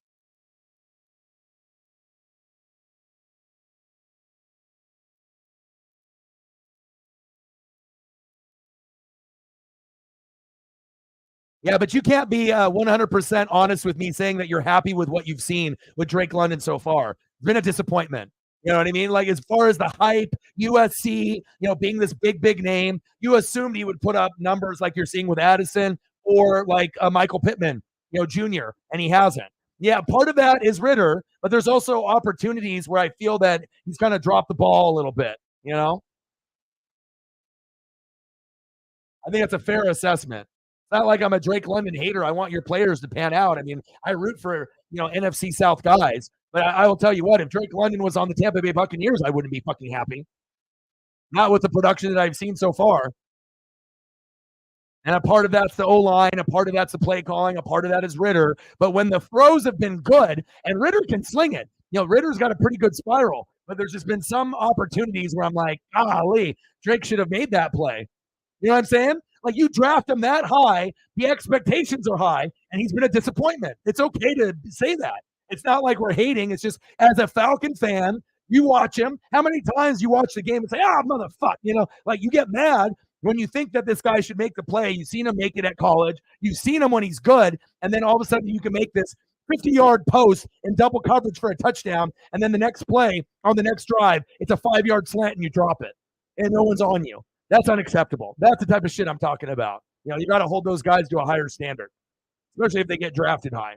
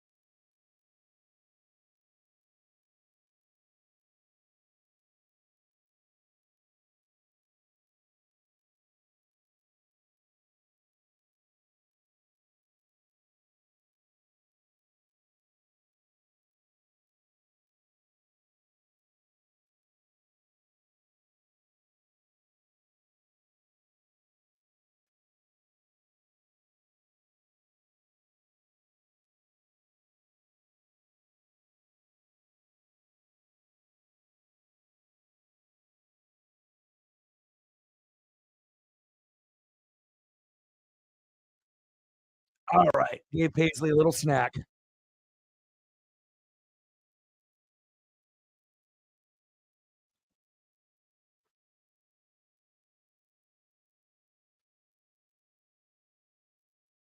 T. Higgins. T. Higgins would be good for any team if he can stay healthy. Higgins is better than Drake London.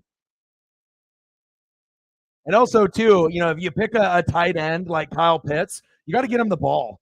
You know what I mean? Like, he hasn't looked as good as he did early on, but you also have to give him targets and give him opportunities to be able to pan out, and that'll happen with a better quarterback. Like, you can't pick a guy at tight end with like the top 5 pick, thinking he's going to be George Kittle, Travis Kelce, Mark Andrews, right, or like a Laporta, and then you just don't give him the ball. Like, you're hurting your own team. And with all these issues they have with Pitts and Ritter, Bajan with the health or whatever, and then, Cordarrelle's barely playing, and Algier, like, you got a lot of talent, right? And the thing is the NFC South is such a mess that the Falcons couldn't win it, even with all of these problems. Like, you have a lot of like athletic bodies in the skill position players, like, quarterback, running backs, wide receivers, tight ends. But the problem is the O-line and the defense. And once the O-line and the defense get firm, the Falcons can start winning the division year in and year out, or compete with the Bucks and Saints, and we're all going to be like in a three-headed horse against each other. You know what I'm saying? So, but I think that the way that they've utilized their weapons has been piss poor. You haven't used Bajan right. You haven't used Drake London right. You haven't used Kyle Pitts right. And it's not just Ritter, it's the coaching staff. And obviously the offensive line needs to do much, much better. But I like the pieces that you have so far. Now it's about getting rid of the coach, right? Getting the O-line firmed up and beefing up that defense. And once that happens, then the Falcons can go back to the Dirty Birds when they have like Jamal Anderson, and then, being like that team that might win 10 to 12 games. Like you have certain pieces that could be like the cornerstones of the franchise. They're young, they're athletic, they're really good, but you just need those other pieces to take the elite pieces to the next level. So, Judah in the building. What's good?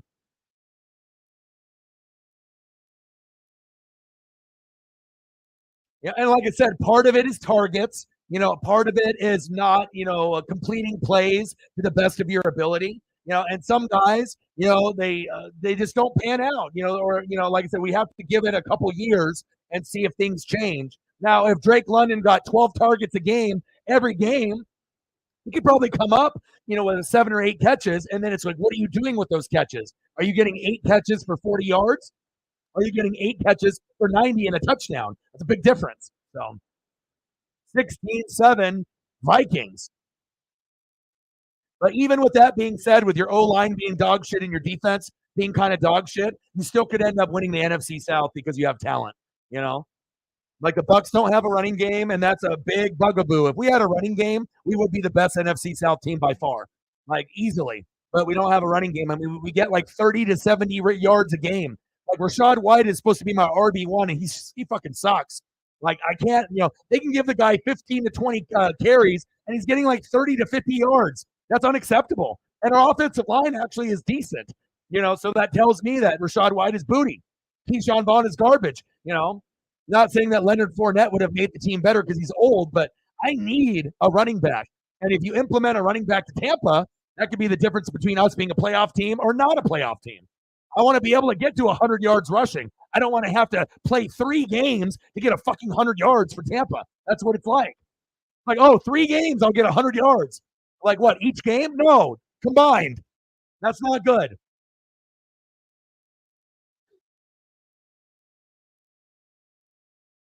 Nice job, Judah. Oh yeah, Niners will get above 15. And then there's going to be people that say, oh, the Niners are garbage. They're overrated, this or that. But again, you have to look at the injuries. Injuries determine a lot, especially if it's the number 1 left tackle in the whole NFL and Tebow. You don't have those 2 pieces in there, and you're on the road. So, and traditionally, the Niners, for whatever reason, play like dog shit in Minnesota, regardless of how good the team is or how bad the team is. Kind of weird how that happens. You know what I mean? Like, sometimes there's like kryptonite, for certain teams from the 80s, the 90s. Doesn't matter if it's Kirk Cousins or whoever. It's just like, for whatever reason, playing in that town, in that stadium, in that dome, the Niners have a hard problem for whatever reason it is. The Patriots got to win. Well, the reason that you got to win, right, is because the Buffalo Bill defense is dog shit. So you ran into the Buffalo Bills at the right time. So, but good for you. Billy B got another win, and we were talking about Belichick, retiring or getting fired, and I said no. He's trying to be number 1 on the all-time win list. He already got an extension, so he's already going to be there. So I already knew that he's going to be there to break records, even if they don't go to the playoffs. That's why he's there. He's trying to go down in history as the number 1 head coach of all time. Makes sense.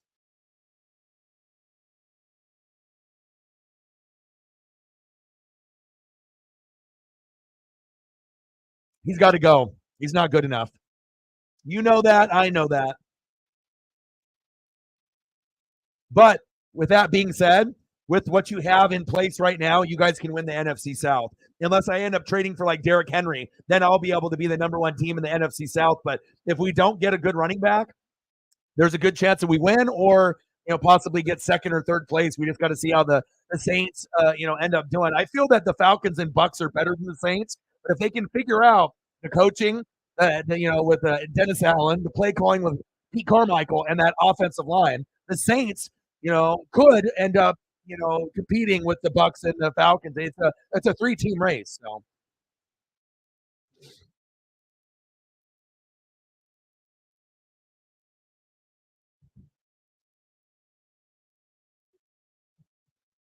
Purdy, halfback toss to McCaffrey. Nice tackle. And that's one thing I take a lot of pride in, is a lot of film study and a lot of reading, because if I didn't read as often as I did and watch as much film, I wouldn't know, all the ins and outs of all 32 teams. I don't talk out of my ass, it's like I really got to make sure I put in this work.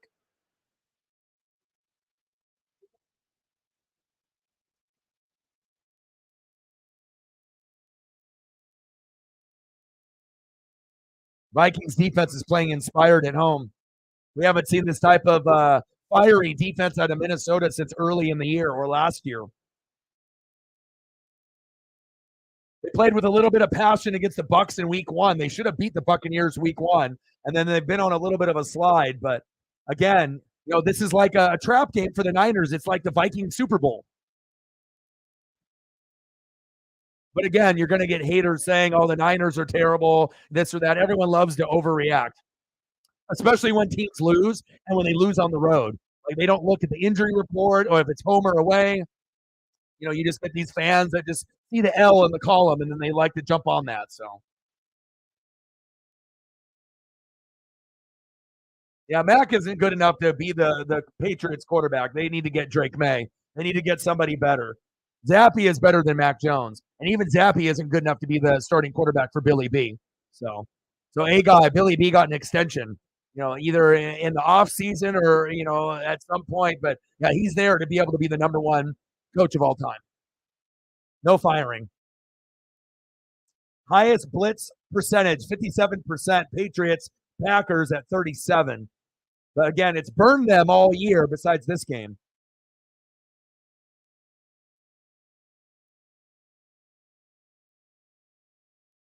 Is that a fumble? Or is that an incomplete pass? Purdy should have just threw that away.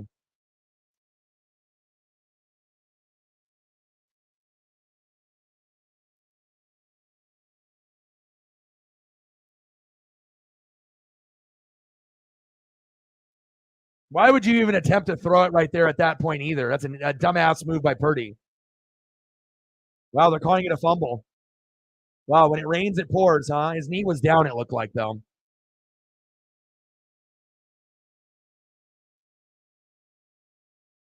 What are you talking about? In general? About Utah? What are you talking about? Like they're not playing right now, are they? Like, what are you talking about? Just like in general, watching? I mean, they're not the same team without Cameron Rising. When they have Cameron Rising, obviously they're going to be one of the best teams in the Pac-12, and they would have been much better this year with him.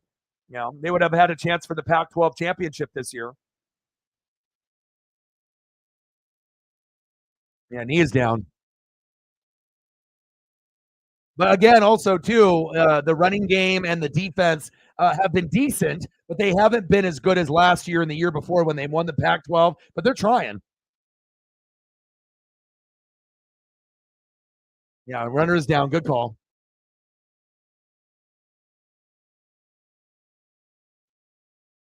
Yeah, but if they end up getting Drake May with Billy B, that could get him more dubs sooner, so that way he could retire sooner. Unless he's trying to get that record way so far ahead that no one will be able to catch it.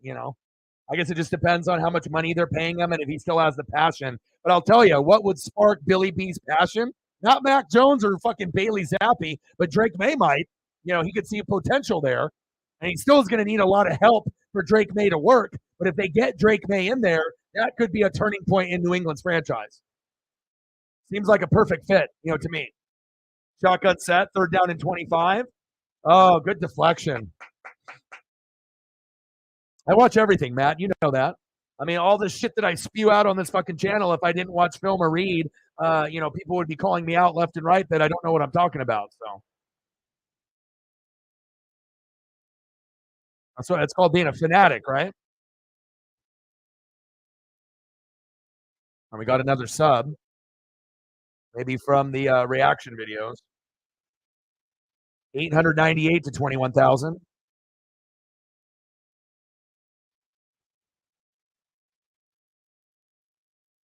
Niners with the punt. And really what started the whole momentum in the Uncle Mo? What was it? It was Moody's missed field goal, right? So you go in there, you already know that you're beat up. No Trent Williams, no Debo. You don't really feel that same type of swagger. You don't win in Minnesota, right? And then Moody goes down there, and all they need to do is just stop the bleeding. Get a free. You couldn't even do that. So then at that point, a majority of the team already thinks they're going to lose the game, even though they are the San Francisco 49ers and they're 5-1. And once you have doubt creep in, even a couple players on offense and defense, you're fucked. You're not coming back. So, you could still end up getting some touchdowns, with McCaffrey and whatnot. But if Minnesota's playing this inspired, Purdy doesn't have enough time to go through his progressions. And then you have to bank on Jennings or Ayuk or someone else. And it's National Tight End Day. Where the fuck is Kittle? You can't even get Kittle the damn ball. So. Well, it's still not over yet. We still have to go through the rest of the season to look to see who ends up having the worst record in the NFL. So let's go over the dog shit teams in the NFL. So dog shit teams in the NFL. The Jets, 3-3. I guess we can't really say they're dog shit. They could make the playoffs. You never know. New England at 2-5, kind of dog shit. Jets 3-3, kind of dog shit. Bengals 3-3, kind of dog shit, but they could end up getting on a little bit of a streak, and who knows what could happen. Colts at 3-4, Titans at 2-4, Broncos at 2-5, Chargers at 2-4, Raiders at 3-4, Giants at 2-5, Commanders at 3-4, Minnesota, Green Bay, and Chicago all at 2-4, Bears at 2-5. That division is dog shit. And then you got Tampa at 3-3, Nolans at 3-4, Panthers at 0-6, but we already knew they were the worst team in the NFL, kind of like how the Jags were, right? And then you got the Cardinals at 1-6, and then the Rams at 3-4. So you got a few teams that are kind of hovering around 500 that might be able to make the leap to go over 500, but then you got some teams that are just going to be bad. Cardinals 1-6, bad. Panthers 0-6, bad. Bears 2-5, bad. Packers 2-4, bad. Minnesota 2-4, bad. Giants 2-5, bad. Washington 3-4, bad. Denver 2-5, bad. Chargers 2-4, bad. Raiders 3-4, bad. Titans 2-4, bad. Indy 3-4, bad. And then you got Bengals 3-3, bad. New England 2-5, bad. Jets 3-3, bad. So some of those teams will overcome. Maybe the Colts and the Jets, won't be bad. Maybe they'll just be, above average or average, mid, but not good, but not elite, but just so we'll see.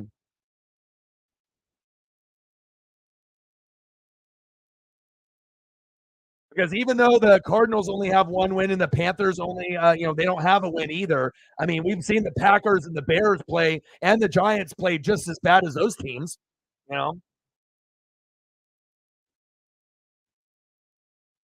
But they told me Jordan Love is going to be the next Patrick Mahomes. The Packers are going to be good, they said. We're going to be playoff team. How's that working out for you? 8-2 Rangers. Nice. Looks like we're going to get the Rangers in the World Series. I love it. Will Carolina win a game all season? Yes, because someone will take them for granted. They'll get, they'll get hot in like a half, and I think they will be able to squeak out at least a win or two. Or you'll get to a point where they play someone that's injured or something happens, and I think Carolina will win at least a game or two this season. They will not go 0-17. Will they win 3 or 4?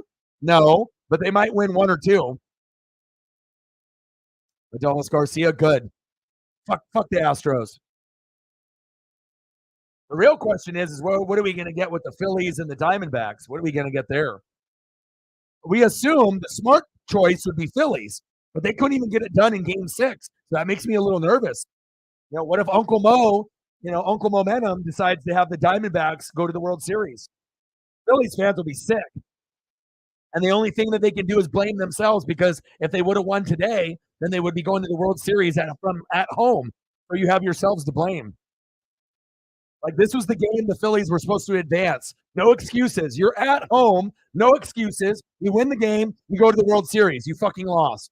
So we'll see. We could get a Rangers Diamondback World Series now. Yeah, they're in a worse position than the Jags were a couple years ago when they were the worst team for 2 years. Addison, move the chains. Addison playing like Jay Jetta. Good for him. And I know whoever's got Jay Jetta has got him on their bench in fantasy. There's no way that you were smart enough to start a player like that.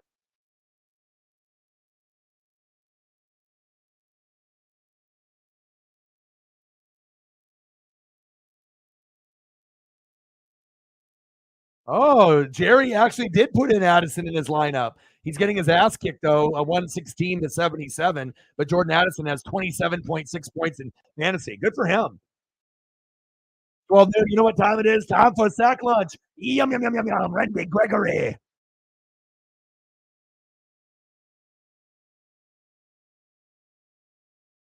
It's like the Phillies thought they were going to go in there and just play whatever and win. They got a little too ahead of themselves, thinking that the Diamondbacks really aren't that good. And then we're starting to realize that the Diamondbacks are much better. They, even though they were the 4th ranked team out of the 4 teams, it was like Phillies 1, Astros 2, Rangers 3, Diamondbacks 4. But now you're starting to realize that the Rangers and Diamondbacks really weren't that far behind the Astros and the Phillies, and we could end up seeing the 3rd and the 4th team make it to the World Series. Cousins? Uh-oh. First down, Vikings. Might be a hold on that offensive line, though.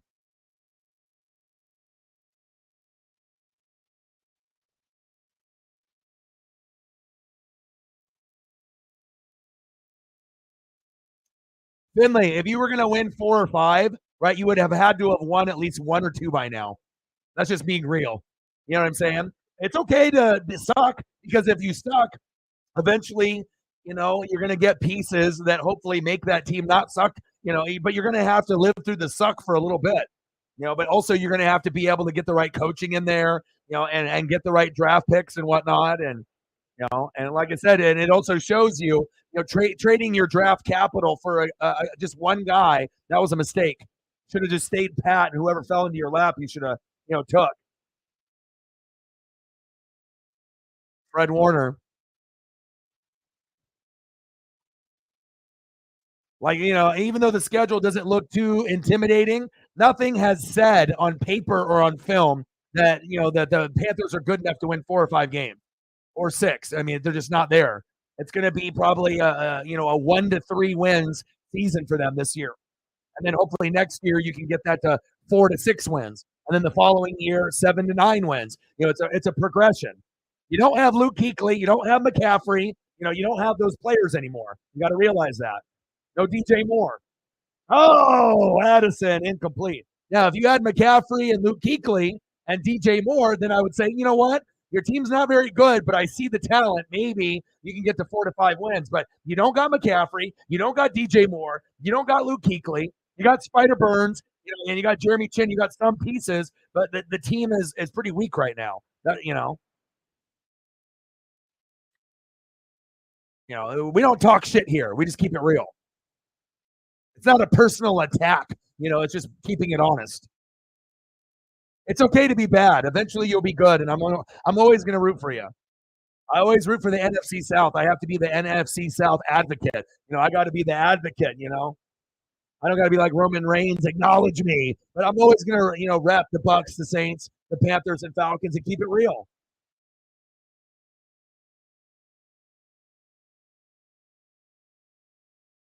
Oh, he's holding the shit out of them. Yeah, and think about it. All of our teams have been dog shit pretty much besides the Saints. I just got lucky after being dog shit for 12 years that I got fucking Brady, Gronk, and AB and got Bruce Arians. If that didn't fucking happen, there's no goddamn Super Bowl for me. You know, I've gone to 2 Super Bowls. I've won both against the Raiders in 2002 and then against the Chiefs. But if that didn't happen, there's no Super Bowl if I don't get Brady and Gronk. First and goal. Why would you go for the tush push when you have a garbage O line, Vikings? Michael in the building.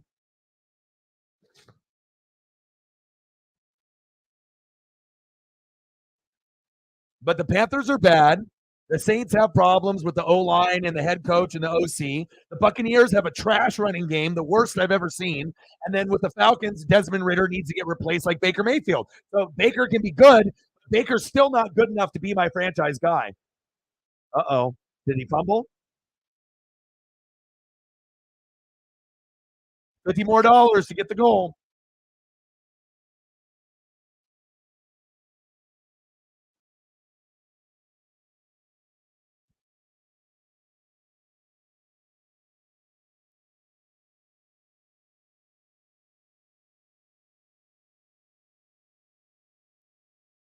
Did they call a false start? Oh, illegal snap. Well, if you position the football and whatnot.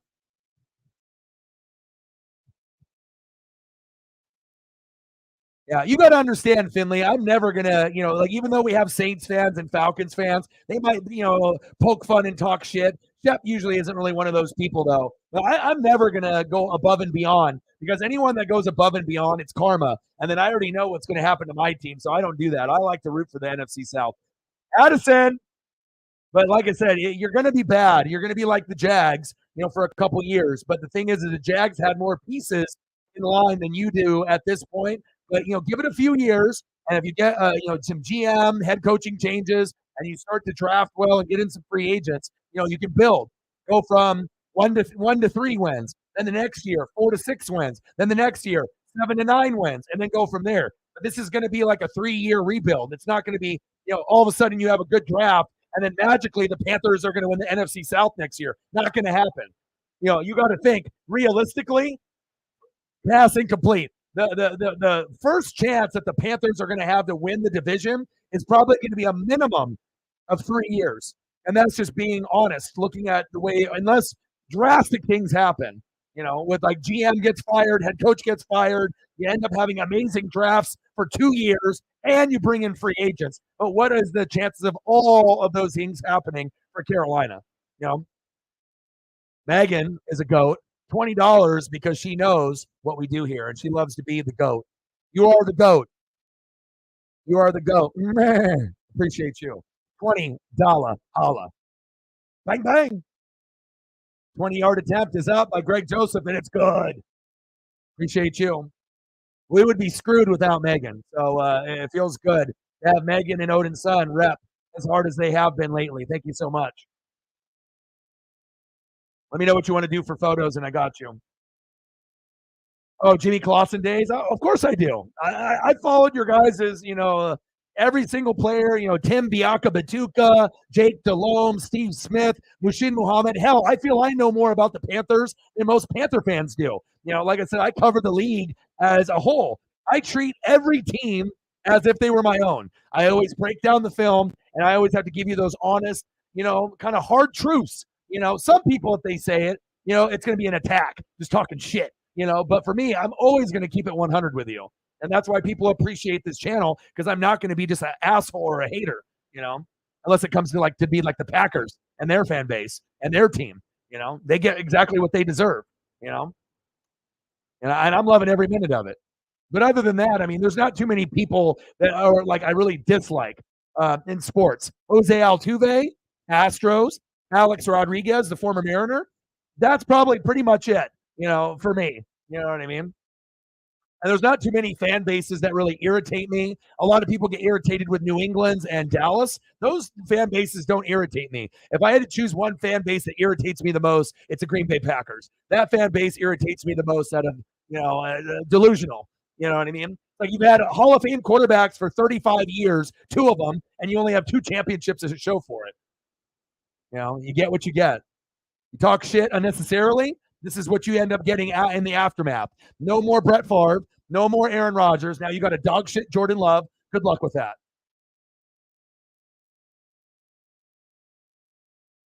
You want some TJ Hawkinson? Oh, Greg Olson was a G. Oh, Hawks ain't crashing anytime soon. Nope, because even if Pete and Schneider get fired and they move on, they still have way too much talent. And as long as the person that's coming in, or if Pete retires or Schneider gets fired, whenever that happens, if they actually bring in someone that has a goddamn brain, they're like, okay, we already have really good weapons at quarterback, running back, wide receiver. We need to improve the tight end. We need to improve the offensive line, and we need to improve the defense. And as long as you do that, improve the secondary, guys up front on the D line and the linebacking crew, maybe get a better kicker than Myers. It's just knowing what you have. I don't really see the Seahawks falling off anytime soon. They may not win the division, but they're going to be in the running for it every year with the Niners. He's part of the problem. He's part of the problem because his completion percentage isn't that great. Like I said, sometimes he makes good throws, but sometimes he doesn't. Offensive line is a problem. You have names, out there, Jordan Love, Romeo Doubs, Christian Watson. You got names, but your offensive line never stays healthy. And I know you like LaFleur and you like Jordan Love, but they're overrated. LaFleur is overrated. Okay, he's overrated. He's overrated, bro. You know what I mean? Like when you have Aaron Rodgers and Devontae Adams, they covered up and a lot of those mistakes and that they're getting exposed for now because they were able to put up 35 points a fucking game. Now they can't, and now you're starting to see a lot of the exposure. That they're really not that good. Defense is very suspect. Special teams is suspect. O-line is injury prone, right? And you have cool names at running back and wide receiver, but you can't get them the goddamn ball enough. They're not efficient. Jordan Love ain't it. Jordan Love ain't a Hall of Famer. Jordan Love ain't a Pro Bowl player. Jordan Love probably ain't even the guy that can beat the quarterback in 5 years. That's just being honest. If Matt LaFleur was such a good coach, they wouldn't have the record that they have right now. Facts. If he's so good and he's a Kyle Shanahan, Sean McVay, type of guy, right? He wouldn't have a record this bad. They would be right there with the Detroit Lions with the roster that they have right now. You got Dylan, you got Aaron Jones, you got Romeo Doubs, you got Christian Watson. It's like you don't got dog shit out there. You got names, you got players. So what is it? Play calling could be better. Jordan Love could be more efficient. You know what I'm saying? You just love LaFleur and you like that team. You're a Bronco fan, Packer supporter. So you're trying to defend something, right, without actually looking at everything. You know what I mean? Like you say, you like the Packers, you like LaFleur. But yeah, LaFleur was a good coach with Aaron Rodgers. But to me, I need to be able to see what you do post Aaron Rodgers with someone that has potential like Jordan Love. And everything that I've seen so far, I'm not sold. You know what I mean? You're a good coach when you have Aaron Rodgers and good players like that. The 10, the 5, touchdown Niners. You know what I'm saying? Like, I'm not saying that you have to be as low as the Bears, or whatever. But, if you're on the same level as the Bears and the Vikings with all that talent, that tells me that you're overrated. Yeah, but you like LaFleur. Admit it. You don't lie on this channel. I already know you. Or, you're a duck guy like me. You like LaFleur. You think he's handsome and you think he's a good coach. Don't lie. Your boy reads everybody in the room. All right. I ain't a fucking dummy. You like the Packers. You like LaFleur. All right. I'm just being real. You know what I mean? LaFleur has potential, to be one of those really, really good coaches. But also when you're good with Aaron Rodgers and now you don't have Aaron Rodgers and you've dropped that far down afterwards, that part of it is coaching. It's not like Aaron Jones is gone, A.J. Dillon's gone, there's no Romeo Doubs, no Christian Watson, and it's just LaFleur, Jordan Love, and a bunch of dog shit pieces. Then you have the record that you have now, fine, but you don't have that. It's not just Jordan Love and LaFleur and a bunch of dog shit. You got Dillon, you got Aaron Jones, you got Doubs, you got Christian Watson. Are those guys pretty good? Yeah. So the offensive line can't stay healthy, and the defense is overrated. The defense has names like Jair Alexander, but who else? You know what I'm saying? Yeah, but you like the Packers. You like LaFleur. All right. Just because I don't, right, doesn't mean that, like you don't have to follow me, but I'm just letting that he's overrated. You know what I mean? Like, yes, he was one of the top 5 coaches with Aaron Rodgers, but when you don't have a Hall of Fame quarterback anymore, that's when you can see how good of a coach you really are. How good are you? Are you a Kyle Shanahan? Are you a Sean McVay? Are you brilliant? Or were you just kind of relying on Aaron Rodgers and Devontae Adams? You were covering up a lot of the holes and the problems when you were scoring 30 to 35 a game. Now you don't have that glory and that justification anymore, right? So if you're a good coach right now, you should have kind of a record like the Lions or slightly below. You shouldn't be on the same level as the Bears and the Vikings. So that tells me that maybe you're a little overrated. Oh yeah. No, she only takes shits outside. You know what I'm saying? But I mean, you know what I'm saying? Like I always call it 100 down the middle. Yes, do I like the Packers? Fuck no. I don't like them. And like I said, do I respect LaFleur? Yeah, I do. You know what I mean? Am I a Jordan Love guy? Fuck no. Do I like Aaron Jones? Yeah. Do I like Romeo Dobbs? Yeah. Do I like Christian Watson? Yeah. Do I think Jair Alexander is one of the top 10 corners? Yeah. But again, they had a lot of holes. Remember every time they would go to Lambeau at home, and Aaron Rodgers had one of the worst records at home out of any Hall of Fame quarterback? We have like a 500 or under 500 record. How the hell are you going to get to NFC Championship games with the home field advantage of Lambeau Field and you can't win? Oh, it's we couldn't stop the run. Oh, it was the special teams. At some point, you have to look in the mirror and say, it was me, Aaron Rodgers. But he never did. Oh, we couldn't stop the run against the Niners. Oh, we couldn't stop the run against the Bucks. Oh, it was the special teams against the Niners, right? Yes, that might have been true, but did Aaron Rodgers do you any favors? No, he didn't. He choked. You could argue he's the most overrated Hall of Fame quarterback of all time in the playoffs. Like, name another elite Hall of Fame quarterback that choked more than Aaron Rodgers. You can't. So again, like I said, you can still have that history, with Brett Favre and Aaron Rodgers. But again, the only reason that those two guys won Super Bowls, Reggie White with Brett Favre, right? And he wasn't there, no Super Bowl. And Aaron Rodgers had Charles Woodson. You take those two guys out of the equation, no Super Bowl. Period.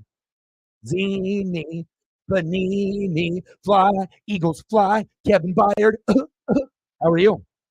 It's my Zini Panini. My Panini that's Zini. What's good? Your boy saved it still.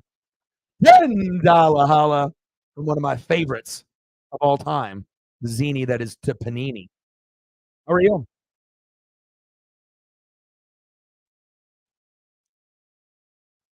What do you want to see for photos? You want Kevin Byard?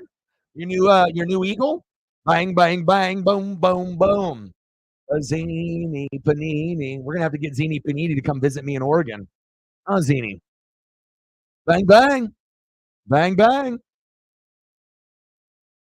I appreciate you. Yeah, she's an OG. And she's good at fantasy.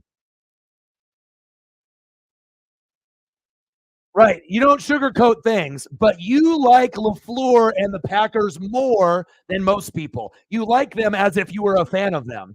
Like, you could say you're a Bronco fan, but if you had another team that you really like and you really secretly root for a lot, it's the Green Bay Packers. You can't lie to me, bro. You can't lie to the room. All right. I know you. All right. I know how much you love the Ducks. I know how much you love LaFleur and you love the Green Bay Packers. But I'm just letting you know, if there's holes or they got exposed or if someone's overrated, I mean, how often do you hear me spit lies on this channel? Like I call it how I see it. And like I said, it's one thing to do great with a Hall of Fame quarterback, but to really see how good of a coach you are, I want to be able to see if you draft someone, how do you develop that guy? And then if you develop that guy and Jordan Love ends up turning into like a Patrick Mahomes, I'm like, oh my God, LaFleur, you're the real deal. But everything that I've seen so far, I mean, LaFleur, are you really a good coach, or did you just have really, really good players? Aaron Rodgers, Devontae Adams. Just saying. Just saying.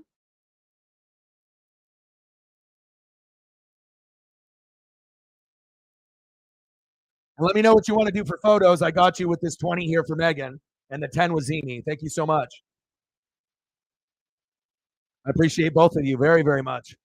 1914 Vikings.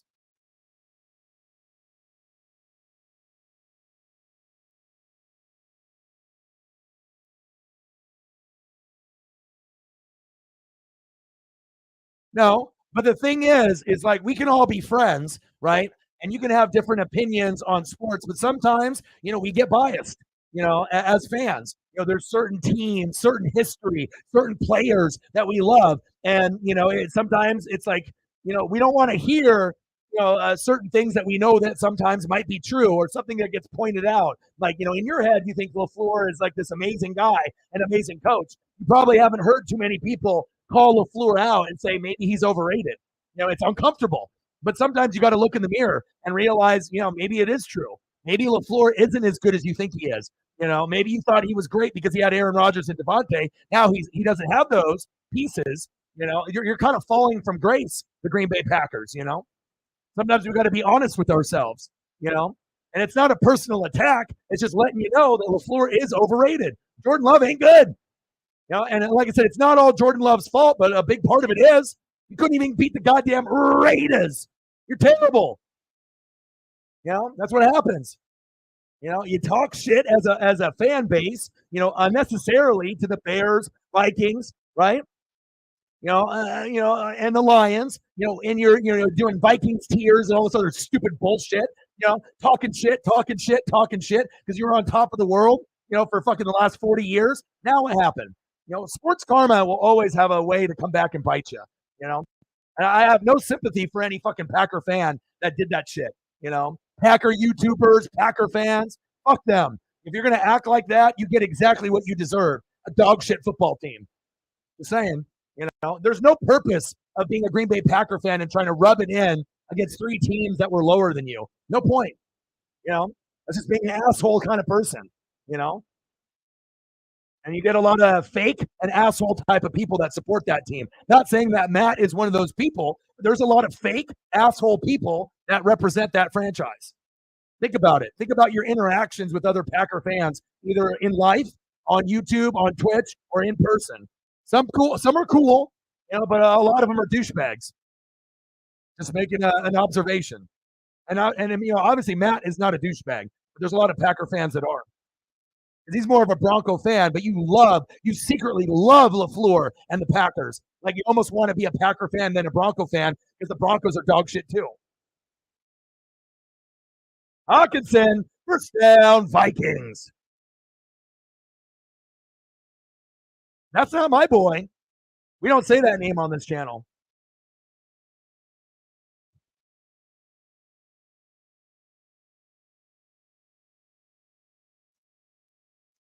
It's okay, bro. If you like him and you like that channel, you can go watch him as much as you want, But I get a lot of joy in watching people have fucking misery, especially when they went and been extra and been, rude, and above and beyond when you didn't have to. Now you get exactly what you deserve as a fan base.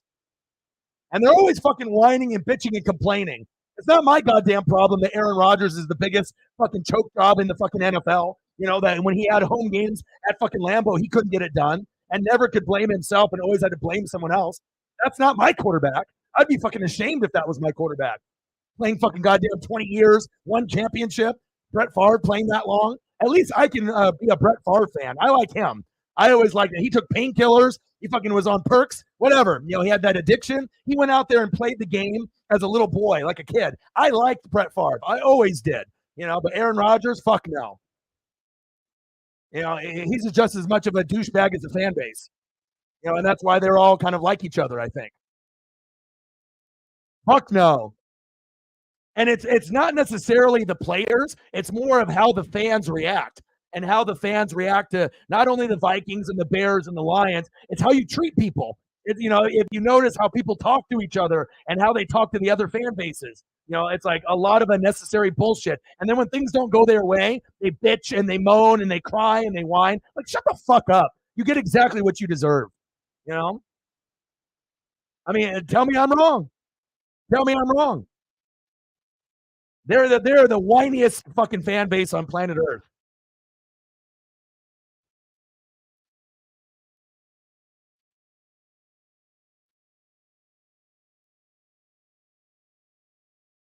I just don't like when people talk shit like that.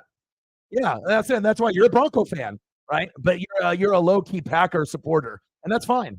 Not every Packer supporter is a douchebag. You're not. We got that duck connection. You know what I mean? But sometimes you got to be able to look beyond the route running and the wide receivers and the tight end, and you got to look at the individuals and the fan base and the franchise. You know, look at all the things that they have said over the years. Everyone says, "Oh, I hate the Cowboys. I hate the Patriots." There's a couple other franchises and fan bases that are worse than them. All right, let me get some photos up.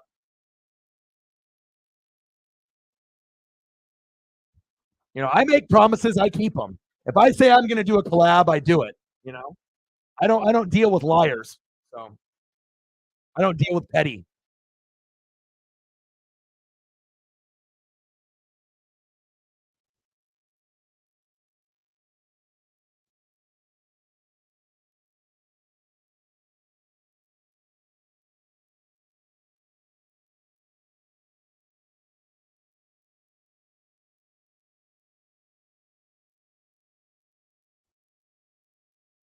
I feel like it's like an entitled fan base. It's like, yeah, you had Bart Starr, yeah, you had Brett Favre and Aaron Rodgers, but you're kind of overrated. You're overhyped every year. Oh, we're gonna win the Super Bowl. This. But based off the talent that they had, if they really were good, they would have won 2 or 3 Super Bowls each with Favre or with Rodgers, and they didn't. So what does that tell you? And they don't even have an owner. So if you don't have an owner, that you have no responsibility. You have a boardroom making the decisions. That's a big part of why that they take an L almost every year. Also, you don't have any structure. Having the people own the team is the dumbest shit ever. You got to be able to have an owner, a GM, and have structure. Not just have a fucking boardroom and then you have Kuta and LaFleur look at everyone and say, "This is what we're gonna do." Like, okay. That's a big reason why they don't win either.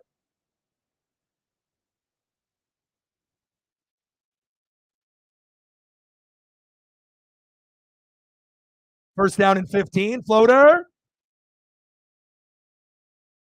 This is going to be fun to see here. And I'll get you some Weapon X as well. And then we'll get Megan some photos too. Let me know what you want to see for photos, Megan. I got you. What Seahawks or Kraken players you want, I got you. Oh, he was grabbing them.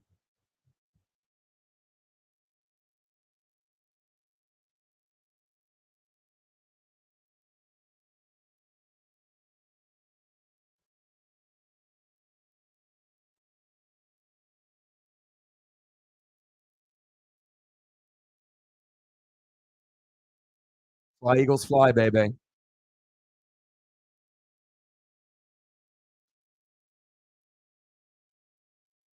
Stud right there.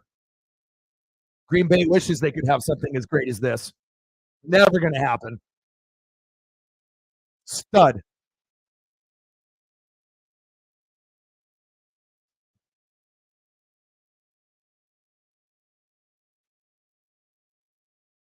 TJ Hawkinson and Lamar and some Yamamoto. Got you. Perfect. Great choices.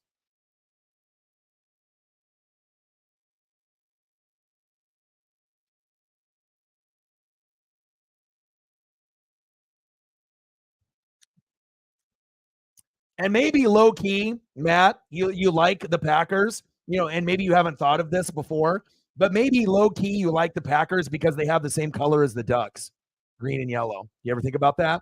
Sometimes our brains are wired for certain colors and certain looks. So you obviously liking the Packers and being a Duck fan. There's a lot of Duck fans that kind of go that route because the green and yellow, and then there's no other green and yellow team besides who? The Green Bay Packers. No, you're good. You're good, man. I'm just letting you know how it is. Some people, are very cool, that support that franchise. But like I said, in my experience, a lot of those people that, always making excuses, not taking accountability or responsibility. It's like having a girlfriend or a partner, that always lies to you all the time. And then when they do something wrong, they make you look like like they're the victim. Like you're the one that hurt my feelings, and now you're trying to act like the victim. Fuck out of here with that. That's their franchise. But see, you're a Duck, and maybe that's why the Green Bay, the green and yellow. You probably never thought of that. But sometimes our brains are wired for sports with colors. So maybe that a little bit of attraction for the Duck colors and the green and yellow bled into the Green Bay love. I like green and yellow, but I was going to represent for that kind of franchise as much as I love green and yellow. Cousins, and I think the older teams were more likable. Like I didn't have a problem with the older teams. It was only this regime with Rodgers, and then they started getting more toxic and more toxic, more entitled.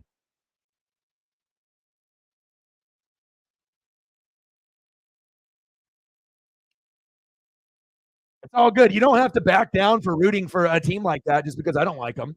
It's just like I said, I do it based off my experiences with people I interact with. If you're gonna be an asshole and be extra, towards other teams when it's not necessary, then you reap what you sow. For them to be dog shit makes me absolutely happy. I love it. You just can't be an asshole forever and think everything's gonna go your way. You can't be. Not everyone can be Brian Dawkins, Weapon X. You feel me? And then we're gonna get Kevin Byard there now. That's gonna be sexy. Big play Slay and Kevin Byard. Woo, baby. Eagles are trying to win the Super Bowl this year with the brotherly shove and the tush push, baby. 54-yard attempt from Greg Joseph. Kick is up. It's got the distance right down the middle, and it's good. All right, let's get some photos up here for Megan as well. Let me get one more Kevin Byard for you.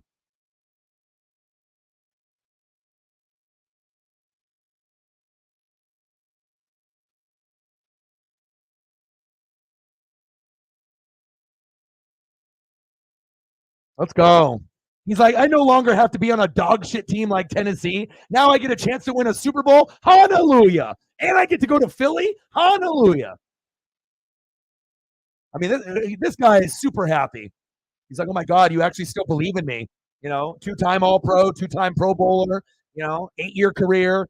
His best days are behind him, but you can have a change of scenery and have a rebirth in his career. And that's what the Eagles are thinking that they're going to get, a little bit of rebirth. And if he can solidify that back end, that could be the difference between getting to the NFC Championship game, like I told Zini earlier today, or winning the NFC and getting to the Super Bowl.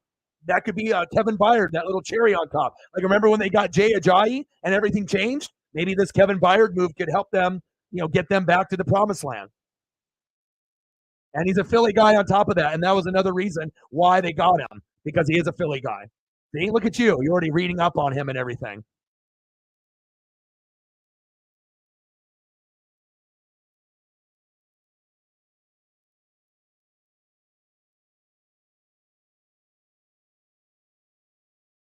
All right, 15 seconds left in the third. Get some photos up here for Megan.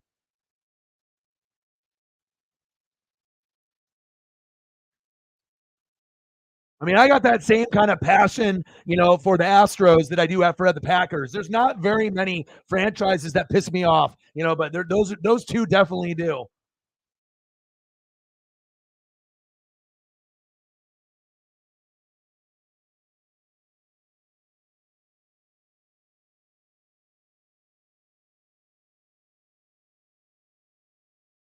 All right, hold up. Play action fake. And it also shows you how efficient the Niner, squad is with Trent Williams, and when they don't have Trent Williams, also how good they have Debo, and when they don't have Debo, it's very glaring, when they have those guys and when they don't have those guys. Yeah, but you got me, so I'll get you filled in. You're good. You need to be able to know some stuff. Boom, I got you.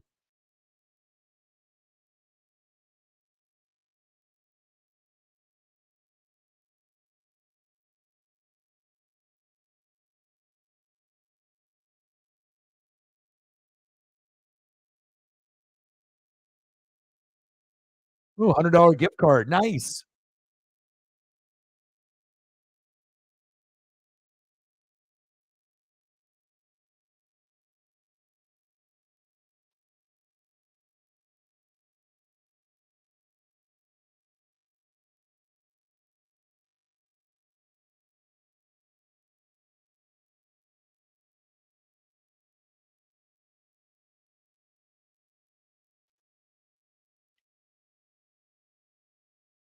Yeah, I'm not anti-Broncos either, but they got a lot of problems. They gotta be able to clean house. I know. Not the most, honest man, on planet Earth either. Liked him on the football field, but after football, not a good person.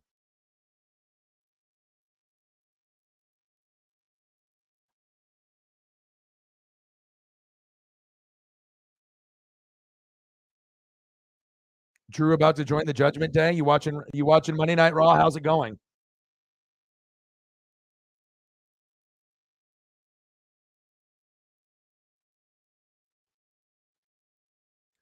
And then Megan, do you want to be able to put in the chat? I was trying to scroll up. Put in the chat what you want me to pull up for you. I know you wanted Yamamoto, and then what else did you want on top of that?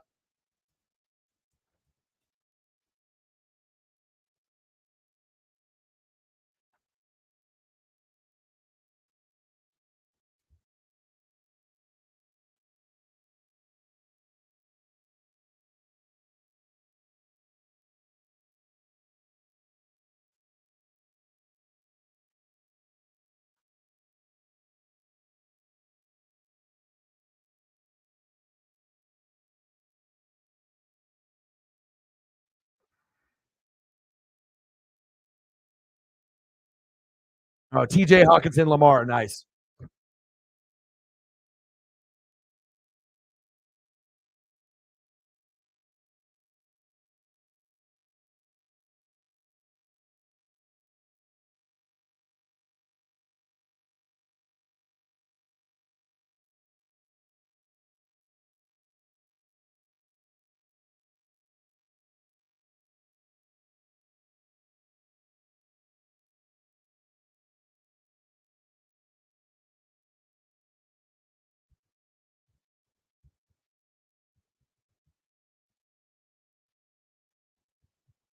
Purdy, finally, George Kittle, National Tight End Day, and you haven't even got him the goddamn ball.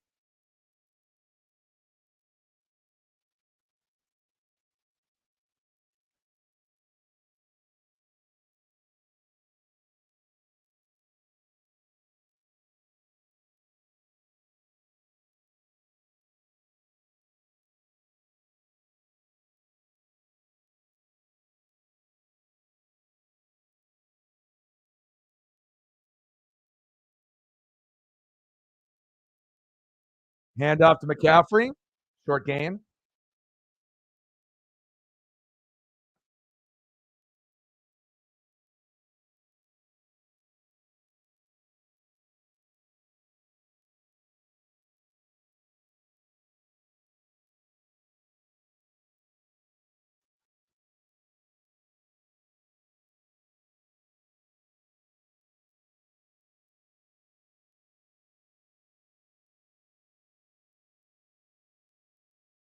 Appreciate you. Let's go. Is it stiff arm?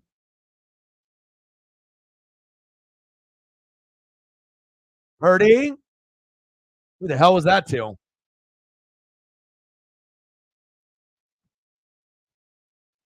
He does look good in the jersey, Megan. I agree.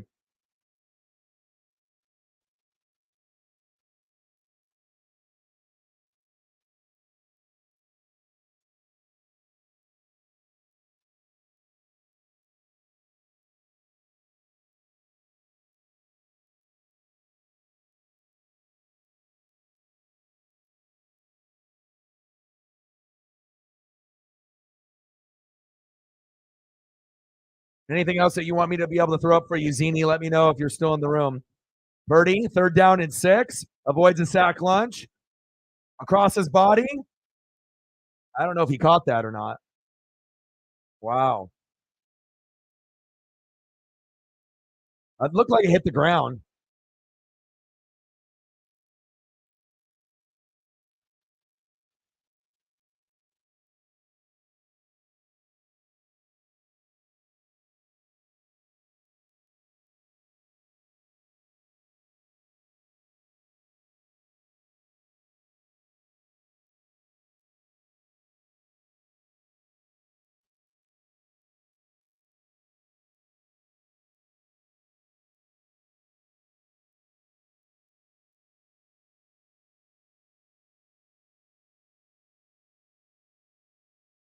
Uh-oh. Moody.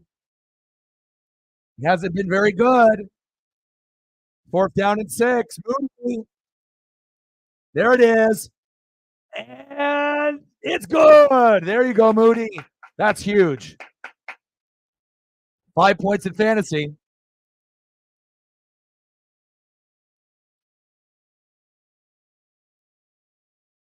This guy's kind of good. You might have heard of him. Oh, look, he's doing it against the Packers. Would you look at that? I love green and yellow too, but only on the college level, not on the NFL level. And we got some people that like that particular franchise. Matt, he's cool. Air Whitey, he's cool. Caitlin's cool. But other than that, a lot of suspect people. But you know what's not suspect? Lamar, baby.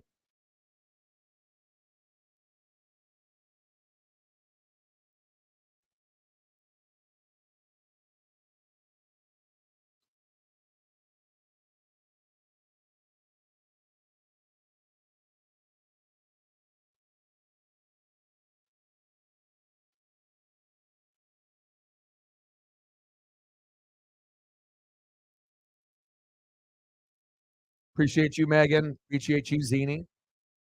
There we go. Yeet.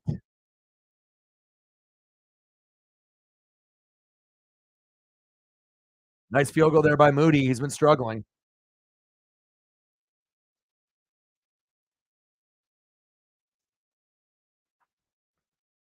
Boom. You won your bet. You needed that money.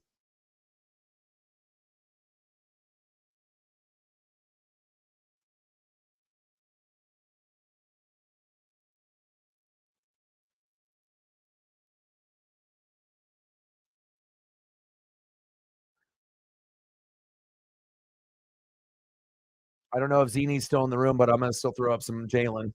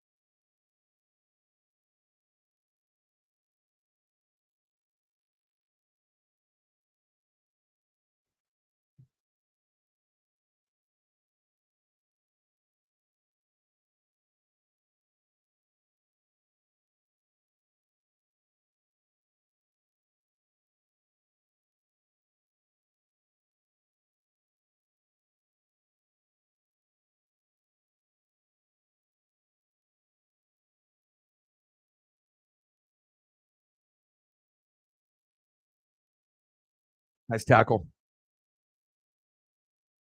These guys are kind of good. Oh, the Raiders and the Lions.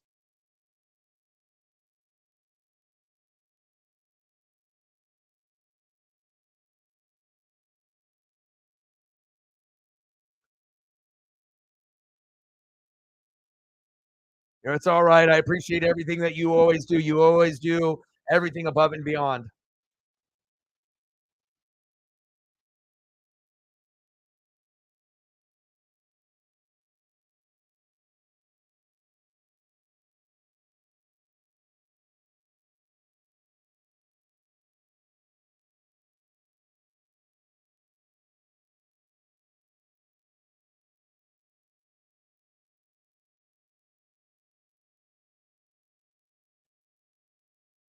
It's all good. We're still homies, Matt. I'm just letting you know. Like if anyone tries to get me to support the Houston Astros or Altuve or Alex Rodriguez, the former Mariner, it ain't fucking happening, dude.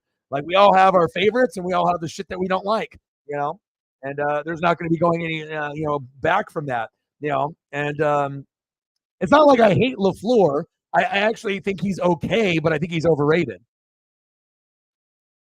Like if you actually can have success with Jordan Love in this roster post Aaron Rodgers, then you'll get on my good side. But as of right now, you're a little overrated.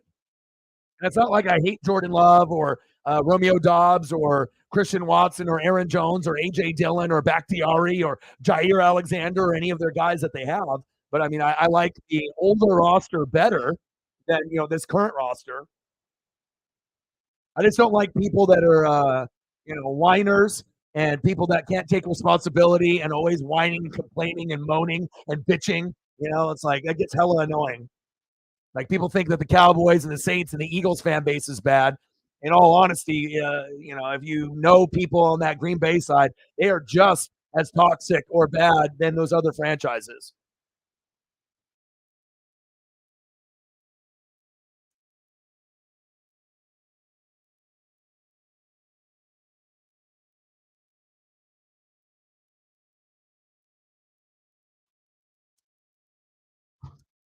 Yeah, we'll always be boys.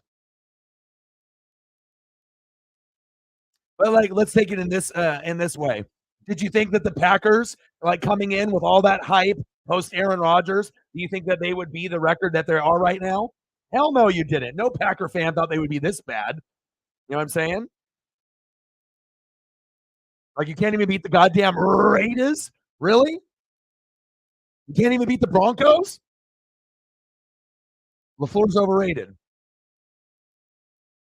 You can't even beat like two of the low teams in the NFL. So what does that mean for them? That they're low as well. 2-4?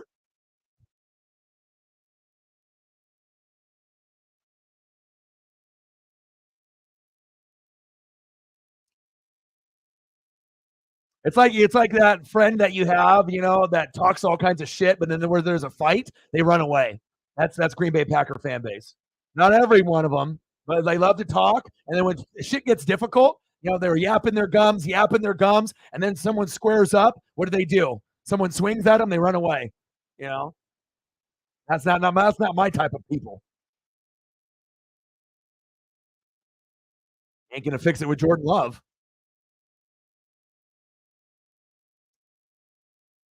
I just think it's comical that they thought that just instantly that there was not going to be a drop off. Like Jordan Love was going to be a top 10 quarterback and he was going to be the truth and they were going to end up winning 10 to 14 games every year. All right.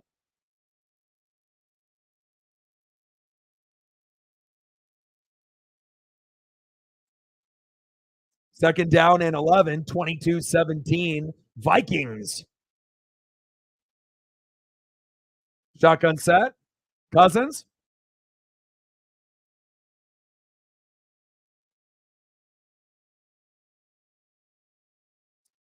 I'm always, the black all forces energy. You already know it, baby. I'm always gonna keep it at 100, bro. All the do rags. I got all the do rags, all the colors, black, and then the white, and I got to have that Eminem look. A lot of times, like if you go back to Eminem when it first came into the scene, he'd have that Nike beanie, and then he'd have the do rag underneath, and Eminem is a fucking goat and a legend, and you know the fucking beanie do rag look and the bandana look is a look that I support. So look good, feel good, play good, argue good, let them know good.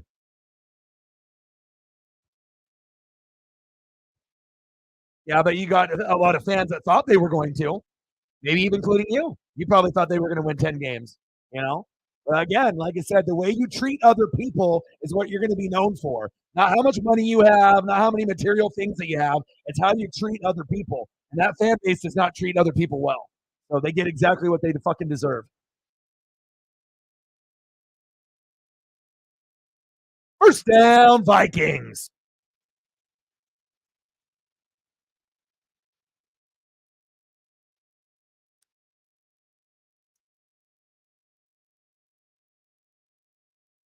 It's all good, bro. We're still boys. You don't got to worry. You ain't getting no chair shots or stone cold stunners. You're good. It's ducks till we die. But I got to educate you and keep you real. I got to let you know. Before you start defending a franchise and a fan base when you don't know everything that's going on. I mean, I've been watching football since the '80s, so I know how this franchise acts, the fan base acts. I'm older than you. I'm like your dad. Sometimes when you're young, you don't know. You don't understand what that fan base has done. The last 20, 30 years. Ignorant. You're still my boy, bro.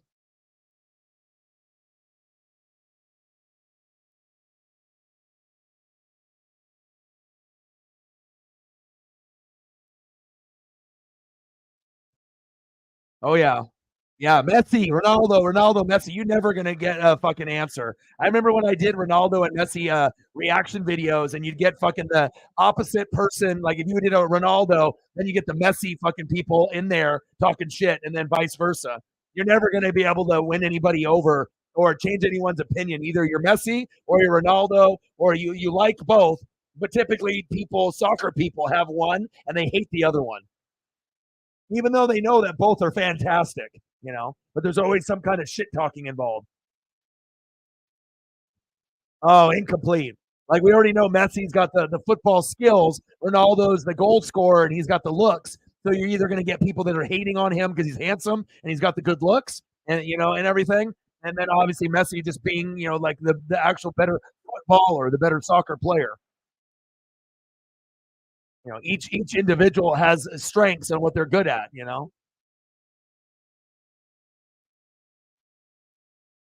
I have a good appreciation for both Messi and Ronaldo. But if I had to choose one over the other, I would go Messi. I mean, it's cool that Ronaldo is a handsome guy, but last time I checked, handsome isn't going to just get you over. Maybe with the ladies it will, but Jimmy G can get all the ladies he wants, but he ain't never going to be a good quarterback. So at least Ronaldo's not Jimmy G. He's better than that.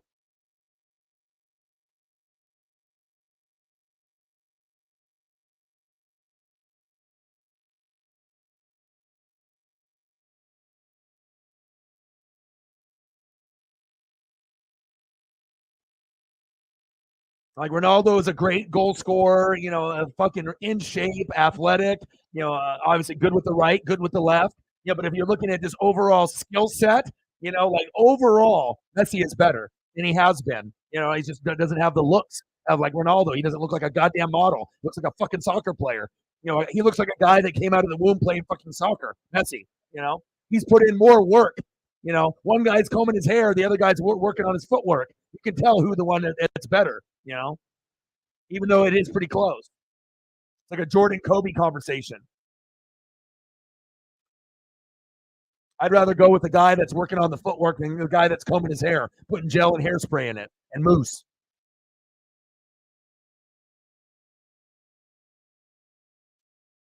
Yeah, but I think most people on planet Earth would say that Ronaldo is better looking. Ronaldo, I mean, you compare Ronaldo to any fucking professional athlete in any sport, he'd be up there. He's like up there, up there. Second down and 5. Messi just looks like a dude. Ronaldo looks like a model. First down, Niners. But everyone has their preferences on what they like. Everyone's different.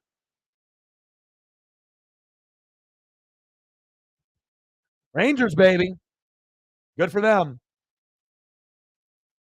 Like, O-Dog does not like the Astros. Boom. See you later. Rangers. And then I get to do more reaction videos tomorrow morning. And then we'll do Diamondbacks and Phillies tomorrow at 5. And then we'll find out if the Diamondbacks are the chosen ones and they're going to wear the slipper like Cinderella, or if the Phillies are going to get it done and they're going to go. Shotgun set. Handoff.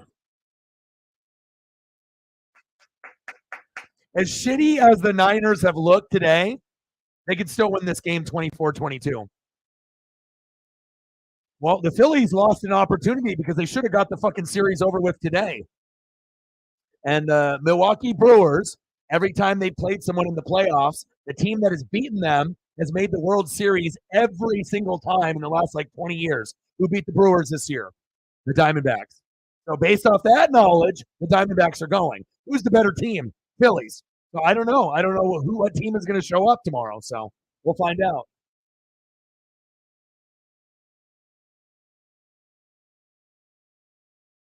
I feel Messi is cherished. Ronaldo is hated, based off some of the looks too. He's a good looking guy. All right, Megan. Let's go Kraken.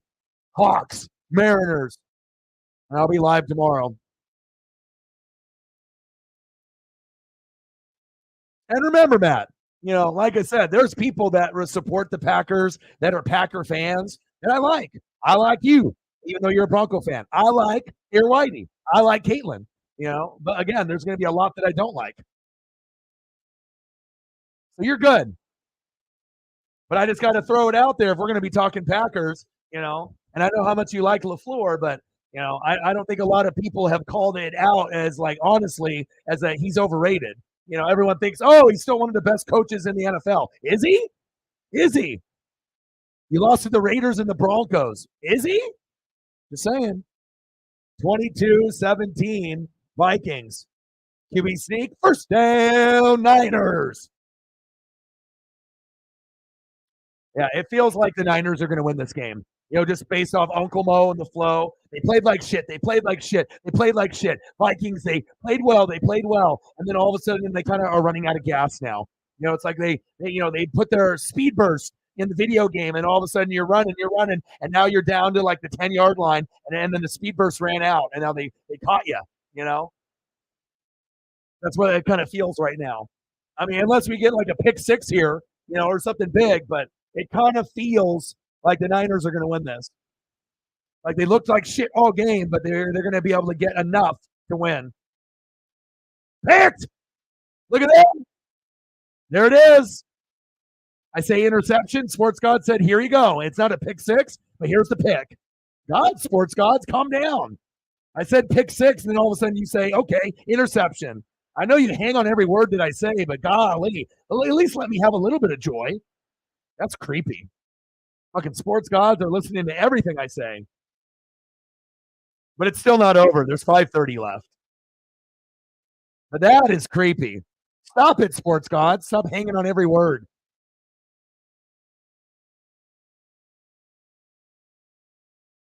Who are you throwing to right there? Jesus Christ. Purdy. That's what happens when you don't have Trent Williams and Debo out there. You've been doing dumb shit like that.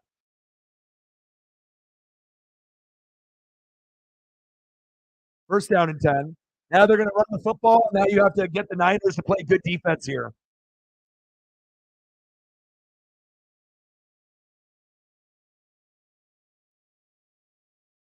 It's the first time that like Purdy, is getting exposed a little bit. But it shows you how important Trent Williams and Debo are to this team.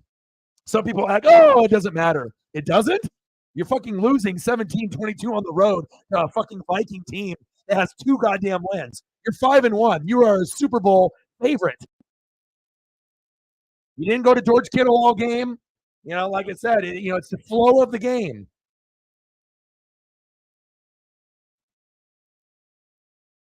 I don't know. I just have these weird ESP moments.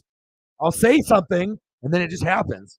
It may not be exactly what happens because I said pick six. I don't know why my brain thought that, but it's like you're in a mode. It feels like the Niners are going to win unless you get a pick or a pick six, and then boom, it happened. Like, golly, you're really trying to make this game exciting, aren't you, sports gods? Yeah, and that's why, Judah, you always have to look at like past history, how the Niners play, in Minnesota history, and then look at the injury report. You just can't be like Niners just because they're the 49ers and you have a better record. Most people that bet, that's all they do. They look at paper, oh, Niners, oh, they won. And then that's how those people lose hundreds and hundreds of dollars. And then they are like thinking to themselves, what the fuck? Yeah, Trent Williams, Debo, they don't play good in Minnesota traditionally over the last 10 or 20 years. Not good. But how many bettors actually go that deep and look? None. Very, very few. Like 1% of bettors go the extra distance. But your boy does. Nice catch by Osborne. Yep. You got your bet. You're good.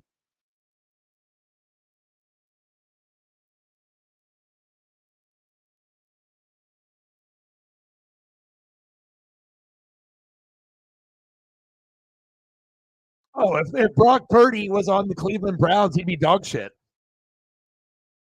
It's because you have a good coach, you got a good play caller, you got a good O-line, you got a good running back, you got good wide receivers, you got a good tight end, you got an elite defense. It's a perfect storm. That's why they're interested in Kirk Cousins, because they know that if they get someone that just hopefully doesn't turn the ball over as much on his previous team, that Kirk Cousins could come in, right? And he could actually help the Niners get to an NFC championship game or a Super Bowl. He may not be a top 10 quarterback, but maybe those bad throws that you made in Minnesota would be cleared up because you have more talent around you and a better play caller in Kyle Shanahan.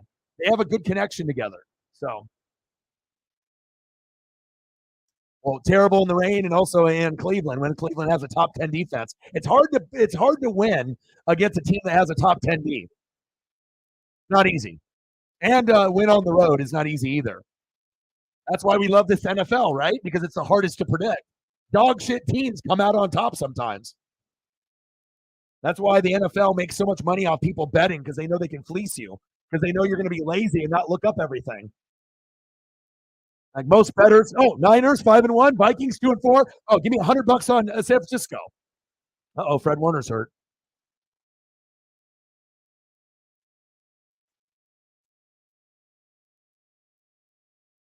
Oh no, Fred Warner. You better hope that that's not serious. Defense still wins games. Defense still wins championships, no matter what anybody says. I mean, unless you're like the Eagles and you go against Patrick Mahomes and you get 0 sacks and 0 picks and you give him 5 seconds to fucking throw every play, then you're going to lose 100% of the time. But if the Eagles would have played good defense like they did in the regular season, then I would have been right. That was the first Super Bowl I got wrong in like 20 years, for betting and predicting. But again, I thought the Eagles were the real deal. I didn't know they were Fugazi. I didn't know they were frauds in the Super Bowl. I mean, if the Tampa Bay Buccaneers and the Rams were able to win the Super Bowl, how come the Eagles weren't able to do it? Because we were able to get to the quarterback, with Aaron Donald as well as, Devin White, Levante David, and my guys up front with Ndamukong Suh. But apparently, Fletcher Cox and big place, they didn't have the talent there. You got all these guys from Georgia, but, you guys weren't able to get to the quarterback, and the secondary was weak.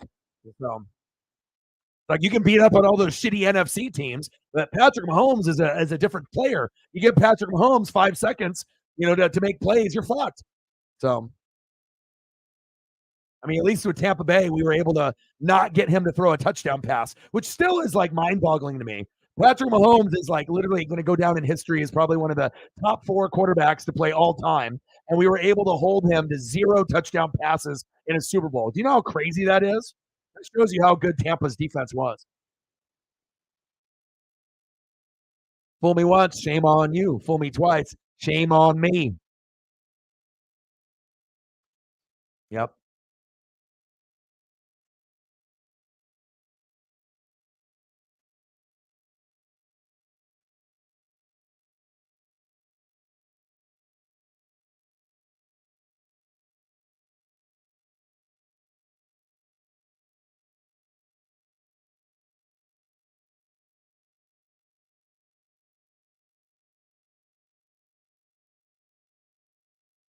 Bottom of the 8th, Rangers 11, Astros 3. Good for them.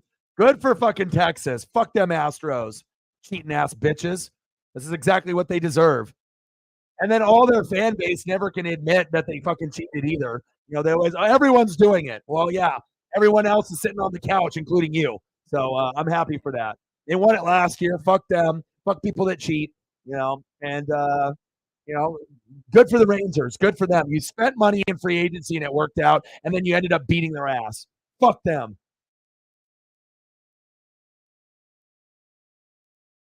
Good tackle. The real question are the Rangers good enough to win it all? That's the real question. Who's going to end up being the person they play? If it's Rangers Diamondbacks, we would assume Rangers. But if the Diamondbacks are hot and they can beat Philly, who's to say they can't beat the Rangers? It would be the most like crazy Cinderella story ever if the Diamondbacks win it all. But if the Phillies, win, which they probably should, who's got the upper hand, Philadelphia or the Rangers? I don't know. It's dead even.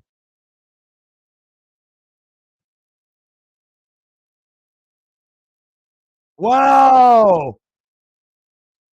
First down, Vikings. Madison is a G.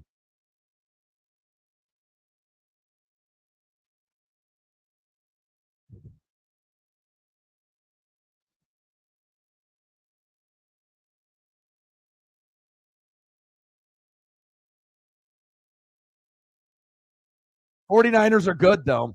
Some you're going to get toxic people, that root for the 49ers, right? But you have to realize, Look how deep they are. There's a reason why the Niners are going to be good every single year, like the Eagles, right? And every single year, the Chiefs. It all starts at the top. Ownership, GM, right? John Lynch, Kyle Shanahan. What's better than that? Nothing. You're not going to find anything better than John Lynch and Kyle Shanahan as far as GM and head coach and having someone intelligent. And then obviously having an O-line, a D-line, a defense, coaching, play calling, running backs, wide receivers, tight ends. They literally have everything besides quarterback. And now they have Brock Purdy. But until they get to a point where they have someone that legitimately is Steve Young or Joe Montana, maybe that's what they're going to need to be able to get over the hump. They actually need a Hall of Fame quarterback, not just a guy, not just fucking Colin Kaepernick or Jimmy G, or this Brock Purdy. They're probably going to need someone better, But the reason that they're always going to be good, it all starts at the top. They have balance and they have very good players everywhere, So some of the fan base might be toxic, right? But they have a reason to be confident. They have honestly one of the most well-rounded rosters and coaching staffs and owners and GMs in the entire NFL. Yeah, they're going to be confident. Eagles are going to be confident, right? Niners are going to be confident. Chiefs are going to be confident. And that's why those are the three best teams in the NFL, because they have everything at the top. So, just saying.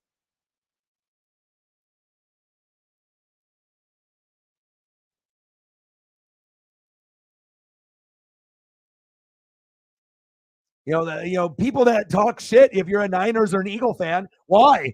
They're good. And these teams are going to be continuously going to the NFC Championship game, or AFC Championship game. Like, if you got Mahomes and you got fucking Kelsey and Chris Jones and Andy Reid, you're sitting pretty good. That Hunt family has got that shit going right. And then with the Eagles, regardless if you switch up the coaches, they're built from the top to the bottom. They focus on O-line and D-line. Same thing with the Niners. And honestly, if you look at the rosters between the Chiefs and the Eagles and the Niners, you could argue the Niners have the most talented, team from top to bottom in the entire league. Like, they don't really have a whole lot of weaknesses. Hell, Kyle Juszczyk at fullback is fucking good. I mean, the fullback is a position that doesn't even exist anymore. But if they didn't have John Lynch and Kyle Shanahan, they wouldn't be this good.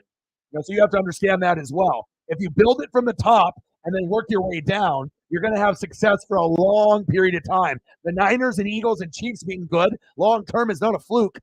They built the team the right way, and it's about depth, and having good players at every level. That's just facts. It's not just, Niners, Eagles. I mean, look at the rosters. There's a reason why these guys are good every year.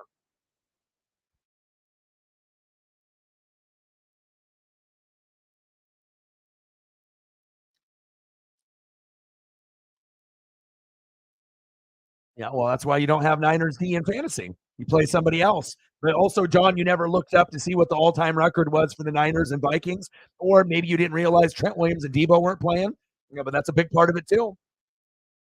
You just can't be like, oh, number one defense, Dallas or Niners. I'm going to put them in no matter what. Like, you always got to be able to look through the gray area, not just the obvious. Oh, the Niners 5-1. Oh, Vikings are dog shit. Oh, yeah, I'm going to get 10 to 20 points in fantasy. Injuries are always going to be a factor, especially road games too.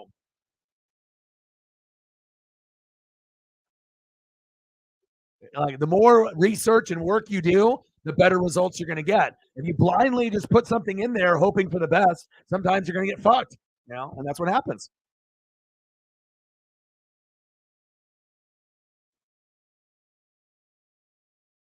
22-17 Vikings.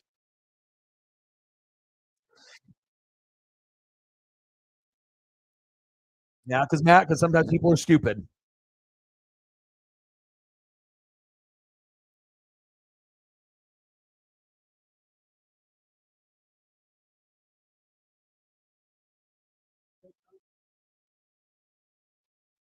Third down and 10. Big play. Play of the game right here. Nice job, Rangers. Third down and 10.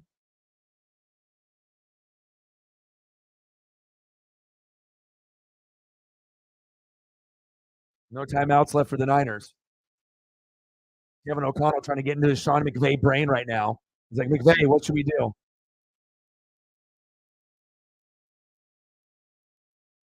Good. Garcia hates the Astros. It's something that we have in common. They always try to injure him, and they always have beef, talking shit back and forth. And who got the last laugh? The team that didn't cheat. Good for them.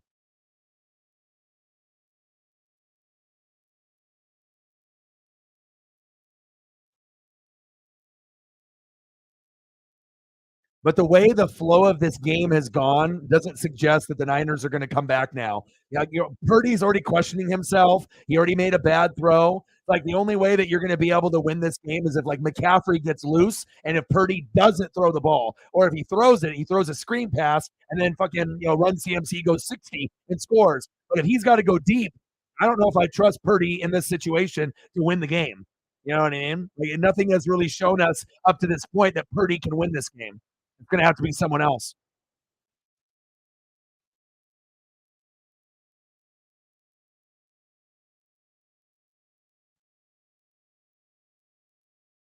Wow, 50-yard attempt. This is tough. Joseph, 5 points in fantasy on the line, and possibly the win. Kick is up. Oh, yes. No good. Uh-oh. Niners have life. McCaffrey's like, give me the fucking ball, Purdy. I don't give a shit what you do. Whatever you do, you don't throw it. You fucking throw it to me. Screen pass, 1 yard. I'll do the rest.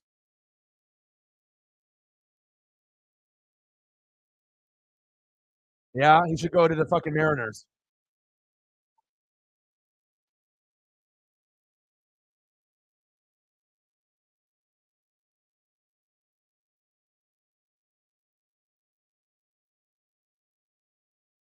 Chef, did you see the boats and hoes with Will Ferrell, John C. Reilly, and Snoop Dogg last night? Oh my God, it was so good. Birdie, see? Harrison Smith. Like, now you're questioning your abilities, right? You played good all the way, up to this point. But like I said, sometimes you face a team that you're better than, but they have your number. And you don't got Debo. And this is a situation where you would need Trent Williams to give you more time and Debo. There is no Debo out there.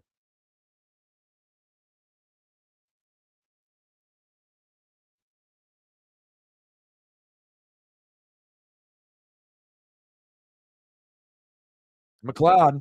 Like, if it was just for them to get a field goal, I know they could get that. But again, now Kyle Shanahan has to really dig deep right here and just like hope that Brock Purdy has that confidence. He's gotten rattled today. First down, Niners. Move the chains. Niners can still win this, but they're going to have to earn it. There you go. Spike it. All right, we got 34 seconds left. But I'll tell you what, it's got to be Kittle or run CMC if they want to win. I wouldn't trust anybody else.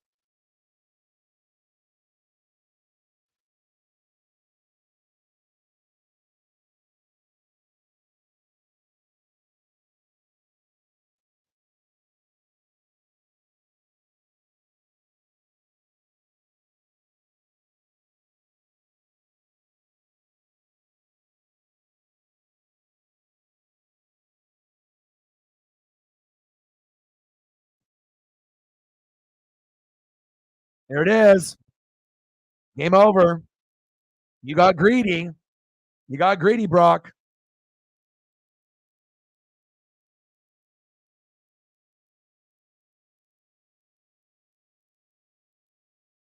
It was just like Baker Mayfield. You know what I mean? When you floated in there against the Falcons, if you would have took your check down and just dinked and doinked instead of trying to be the man, that's the difference. You got to be able to know your role and shut your mouth. You got to be able to know when to fold them and when to hold them, right? And obviously, if you try to be the hero, that's the type of shit that happens. They already know what you're trying to do. They already had your number.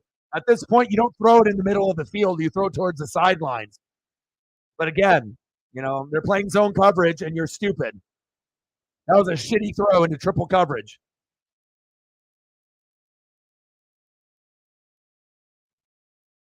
Well, like I said, it's those rude awakenings that every quarterback needs to have. It doesn't mean Purdy sucks. It doesn't mean the Niners are terrible. It's just that they go to a team like Minnesota. They traditionally never win there. They don't play good football. They have injuries, and then they force the football at the end. Bottom line. Big win for the Vikings.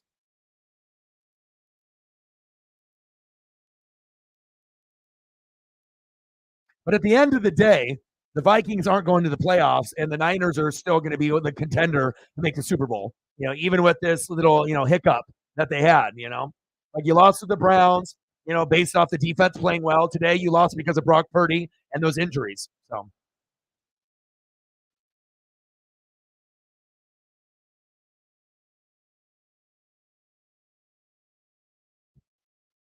But you got to think, obviously the O line and the D line for the Vikings are the true MVP, and Addison had himself a game that was a little breakout party for him.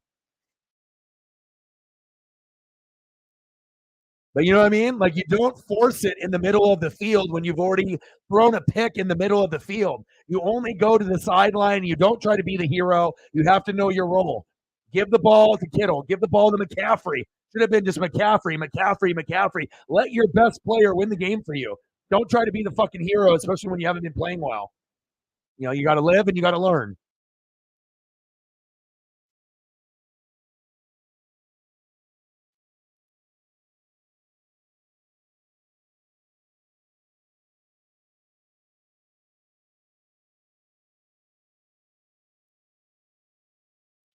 All right, top of the ninth. I'm going to flip it over. All right, hold up. I want to see the Astros cry. Let me watch them cry real quick.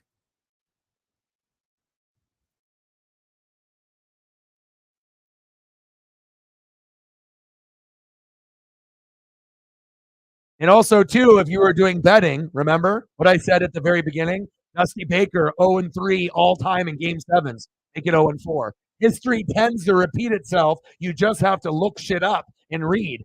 If you're willing to read, right now, history is always meant to be broken, but I don't know what it is in sports, but sometimes history tends to repeat itself. Minnesota beating the Niners at home, right? Dusty Baker can't win the big one in game seven. He has to be able to win games in 6 and 5 and 4, but not in 7. And now he's going to go down to be 0-4 all time in game sevens. But I guarantee a lot of people that bet, they didn't know that stat.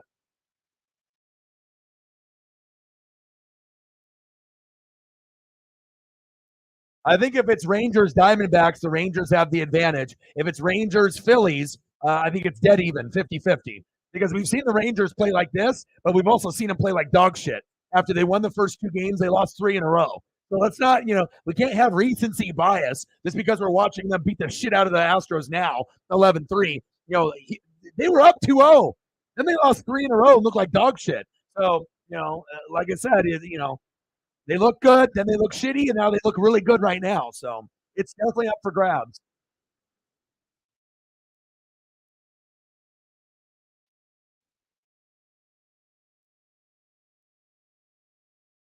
The best part of the game was Jordan Addison breakout party. Oh, love me some Chip. You already know it, bro. Love me some Chip. I don't like Mario Cristobal's decision making as of late, going for it in games when all you have to do is kneel. He lost a lot of credibility to me by doing that. With Miami, like losing 2 games that way. I like you, but sometimes Mario's a dumbass. So he was on a similar level with Chip with me, like underneath Chip, but now he's not even up next to Chip at all. It's Chip, Mike Bellotti, those 2, and then everyone else can, you can go fuck themselves. 11-3 Rangers. And how awesome is this, right? That it's not like a 4-3 win. Like it's game 7 and we just beat your ass in your own fucking stadium. Everyone fucking left and we were beating you by 8 runs. How cool is that?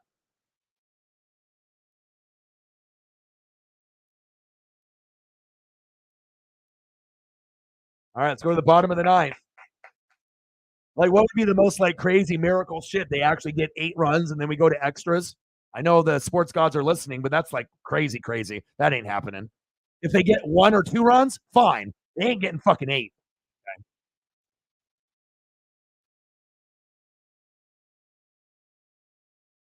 I just want fucking Jay Jetta and Montgomery on my fantasy. That way I feel comfortable. But even though Reflect was projected for 160, 170, I still beat him. I got the number one scoring week this week again, 138.06, and he got 137.86. His running backs didn't do very good. Mostert was 6, Swift with 10, and then Saquon actually got him 18.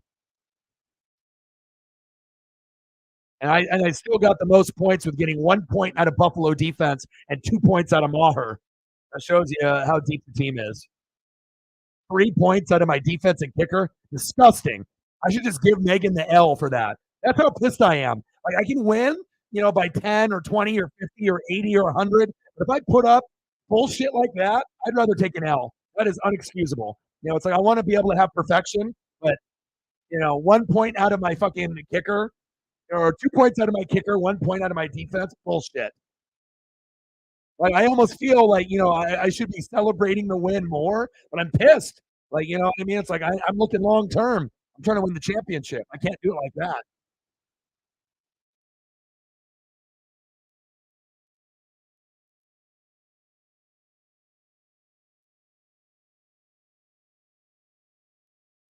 All right, I got to change the background. We're at the end of this game.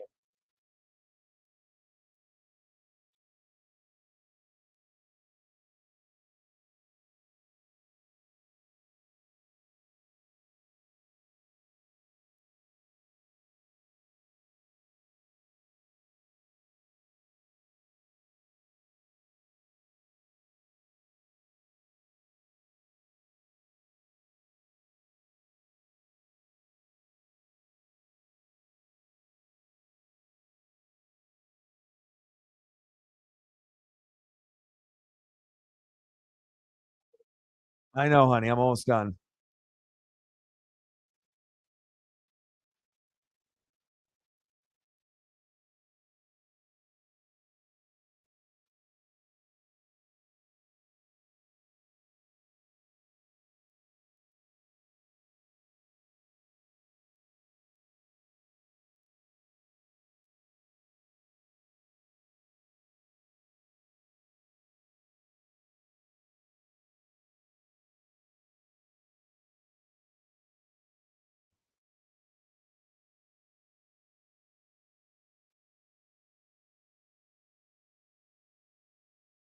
Boom. Altuve. He's definitely on some steroids.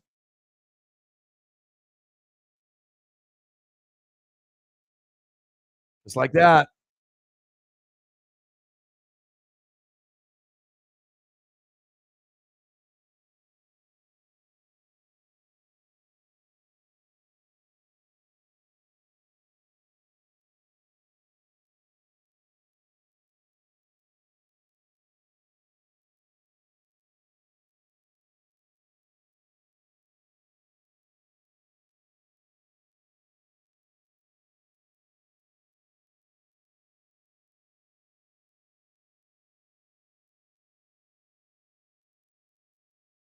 All right, Matt. You're my boy. Just remember one thing: LaFleur's overrated. Fuck the Packers. But you and me are boys. Go Ducks.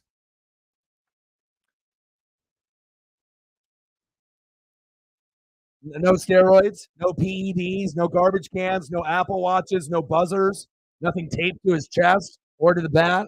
It's just straight 100% clean, right? Never has cheated ever in his life. I'm almost done, Paisley. Paisley gave me a whine. Said, Daddy.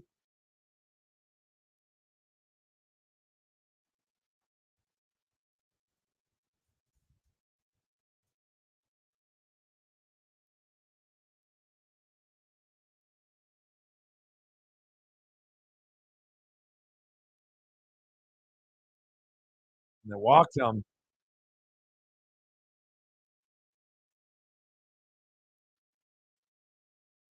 They already, like I said, I knew they were going to get like at least one or two.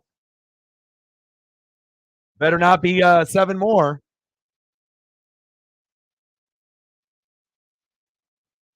$20 to go.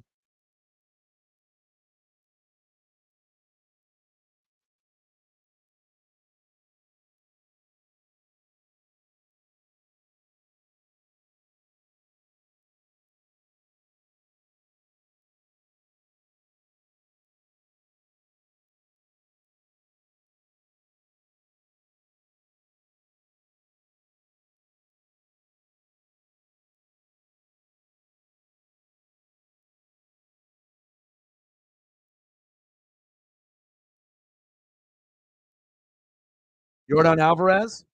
That's a good question. You'd have to look it up.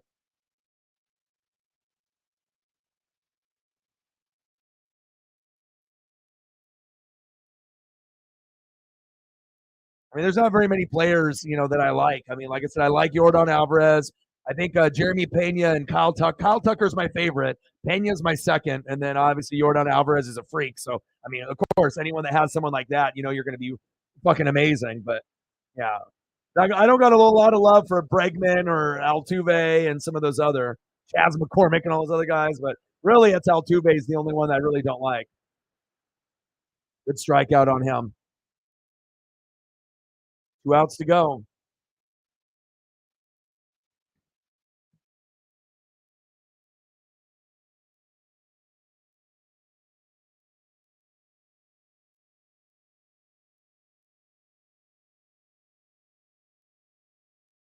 Abreu singled to right. Bregman a second. Come on.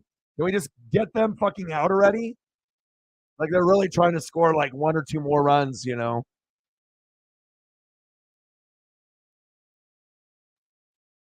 Yeah, those are the only ones that I really like. Is Jordan Alvarez, Jeremy Pena, and Tucker is my favorite.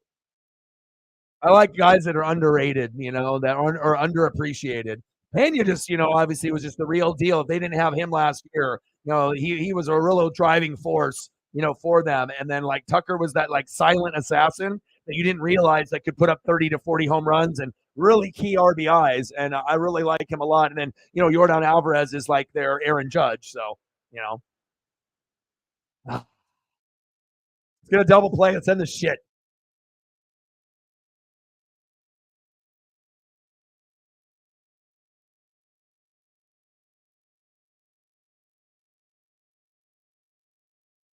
Come on, Rangers.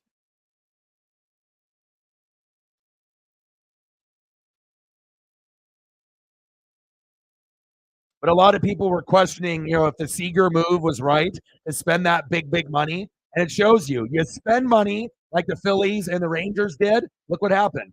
Eventually, things pan out.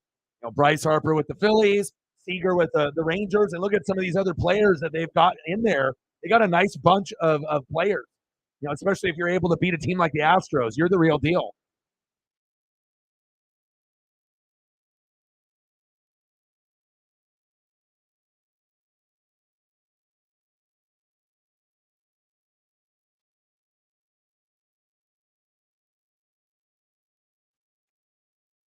Three balls and two strikes. Jesus Christ. Like, are you really trying to get him back in the game? Come on, Rangers.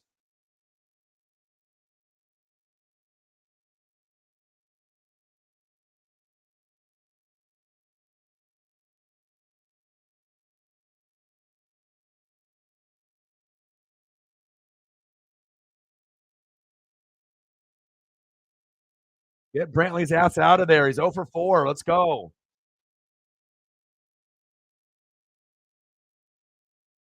And Tucker can go yard, so it's like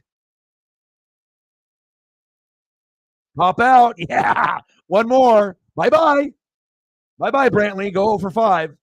Sit on the couch. All right, Kyle Tucker. Now we just got to pray that, Tucker continues to be that 1 and 4 with a K. Tucker is an RBI home run machine. It's kind of only fitting that my favorite player on their fucking team is up here last. It's like the sports gods were like, I know you don't like the Astros, but at least you're going to get to see your favorite player at the very end. Thank you. I appreciate that.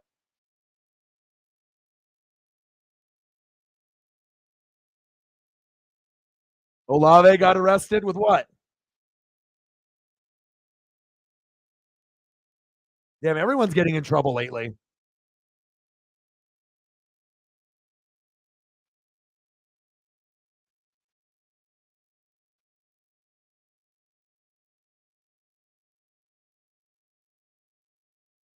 One ball, one strike, 2 outs. Come on now.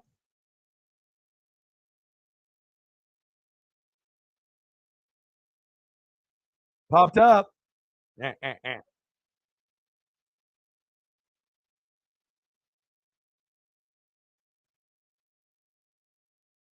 My video obviously is a few seconds behind, so.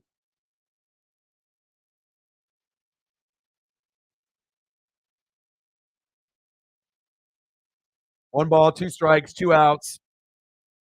There it is.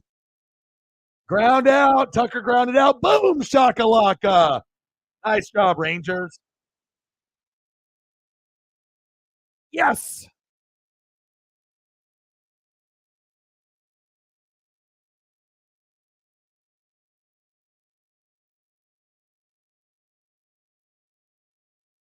Wish it was the Mariners, but we never spent any goddamn money. Good for the Rangers. Bochy, that's the main reason that the Rangers ended up being great too. Look what he did with the Giants. He's always had a good record, you know. Dusty Baker can't do it in game sevens. But Bochy, I mean, imagine if they didn't have him with the Giants. You think they would have been able to get past the Dodgers all those years? You know, with Buster Posey and fucking Mad Bum? He was a big instrumental part of the success of this team. The Bochy's success was just as high as any other player that was playing this year. If they don't have Bochy, there's no way that the Rangers make the World Series, period. You know, sometimes you got to have that leader.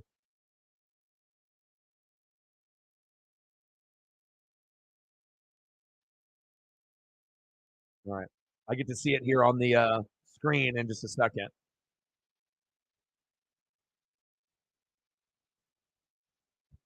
Dribbler.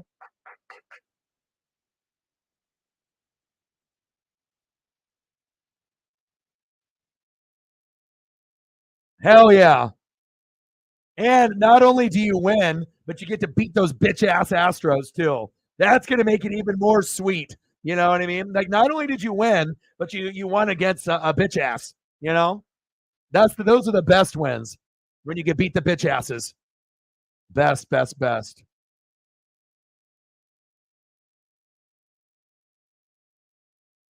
Nothing like beating a bitch ass, huh?